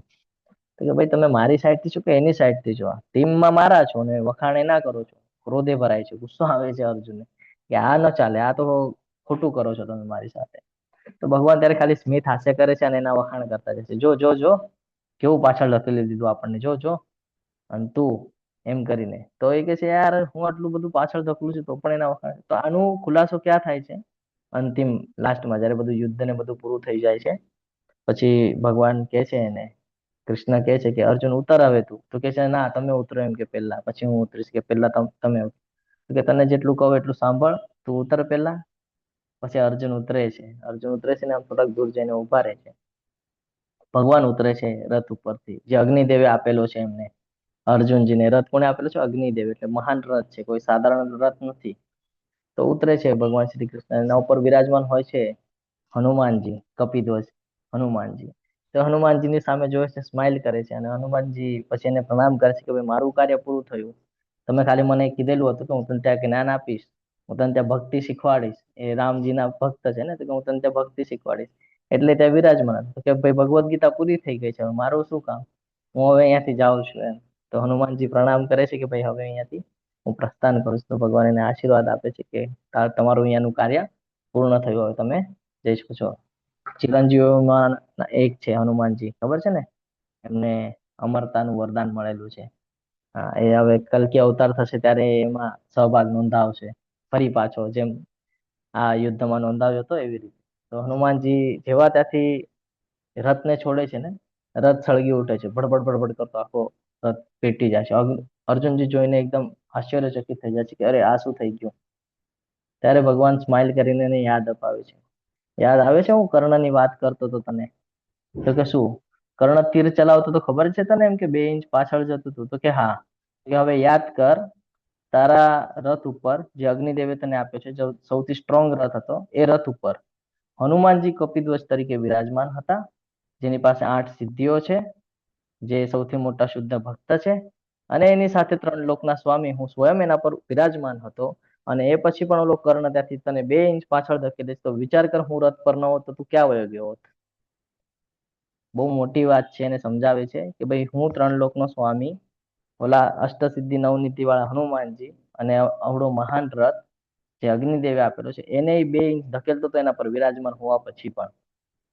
કર્ણ કોઈ સાધારણ નહોતો, કર્ણ બહુ મહાન યોદ્ધા હતો. તો અર્જુનજીને ત્યારે સમજાવે છે કે જો અમે ન હોત ને, તો તારો કાર્યક્રમ ક્યારનો પૂરો થઈ ગયો હોત. તો એ ત્યારે ખબર પડે છે કે જે ભગવાન આપણી સાથે હોય, જો ભક્તિ કરેલી હોય, તો ભગવાન કેવી રીતે રક્ષણ કરે છે. ક્રોધમાં ને ક્રોધમાં હાથમાં પાણી લઈને પ્રણ લઈ લીધા હતા. અભિમન્યુને માર્યું હતું ત્યારે, કે ભાઈ હું જયદ્રથને કાલ સાંજ સુધી મારી દઈશ. એવી રીતે એમણે કીધેલું હતું કે કાલે સૂર્યાસ્ત સુધી હું જયદ્રથને મારી દઈશ. આ જયદ્રથની કથા હું તમને પછી કોઈક વાર કઈ, સમયનો અભાવ છે અત્યારે. ત્યારે પણ ભગવાન એનું રક્ષણ કરે છે, ને ત્યારે પણ કાર્યક્રમ પૂરો થઈ ગયો તો અર્જુનજીનો. અગ્નિ સ્નાન કરવું પડત, પણ ભગવાન હતા સાથે, એટલે રક્ષણ થઈ ગયું. એટલે સિચ્યુએશન બદલાવી દીધી અને એને બચાવી લીધો. તો હંમેશા ધ્યાનમાં રાખવાનું છે કે કૃષ્ણના ભક્તો હંમેશા કૃષ્ણ દ્વારા રક્ષાયેલા હોય છે.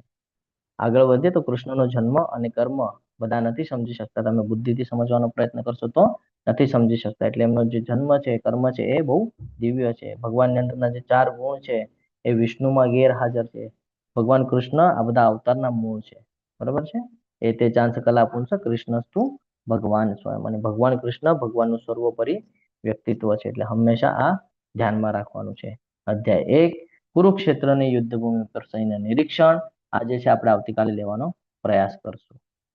તો તમે બધાએ ખૂબ શાંતિપૂર્વક સાંભળ્યું એટલે તમારે બધાનો આભાર વ્યક્ત કરું છું. આ સાથે આપણે આજે અહીંયા વિરામ લઈએ છીએ. વાંછા કલ્પતરુભ્યશ્ચ કૃપા સિંધુભ્યૈવ ચ પતિતાનામ પાવનેભ્યો વૈષ્ણવેભ્યો નમો નમઃ. અનંત કોટી વૈષ્ણવ વૃંદ કી જય. ભગવદ ગીતા કી જય. શ્રીલ પ્રભુપાદ કી જય. સદગુરુદેવ કી જય. હરે કૃષ્ણ હરે કૃષ્ણ હરે કૃષ્ણ કૃષ્ણ કૃષ્ણ કૃષ્ણ હરે કૃષ્ણ હરે હરે હરે હરે રામ હરે હરે રામ રામ હરે રામ રામ રામ રામ હરે રામ હરે હરે હરે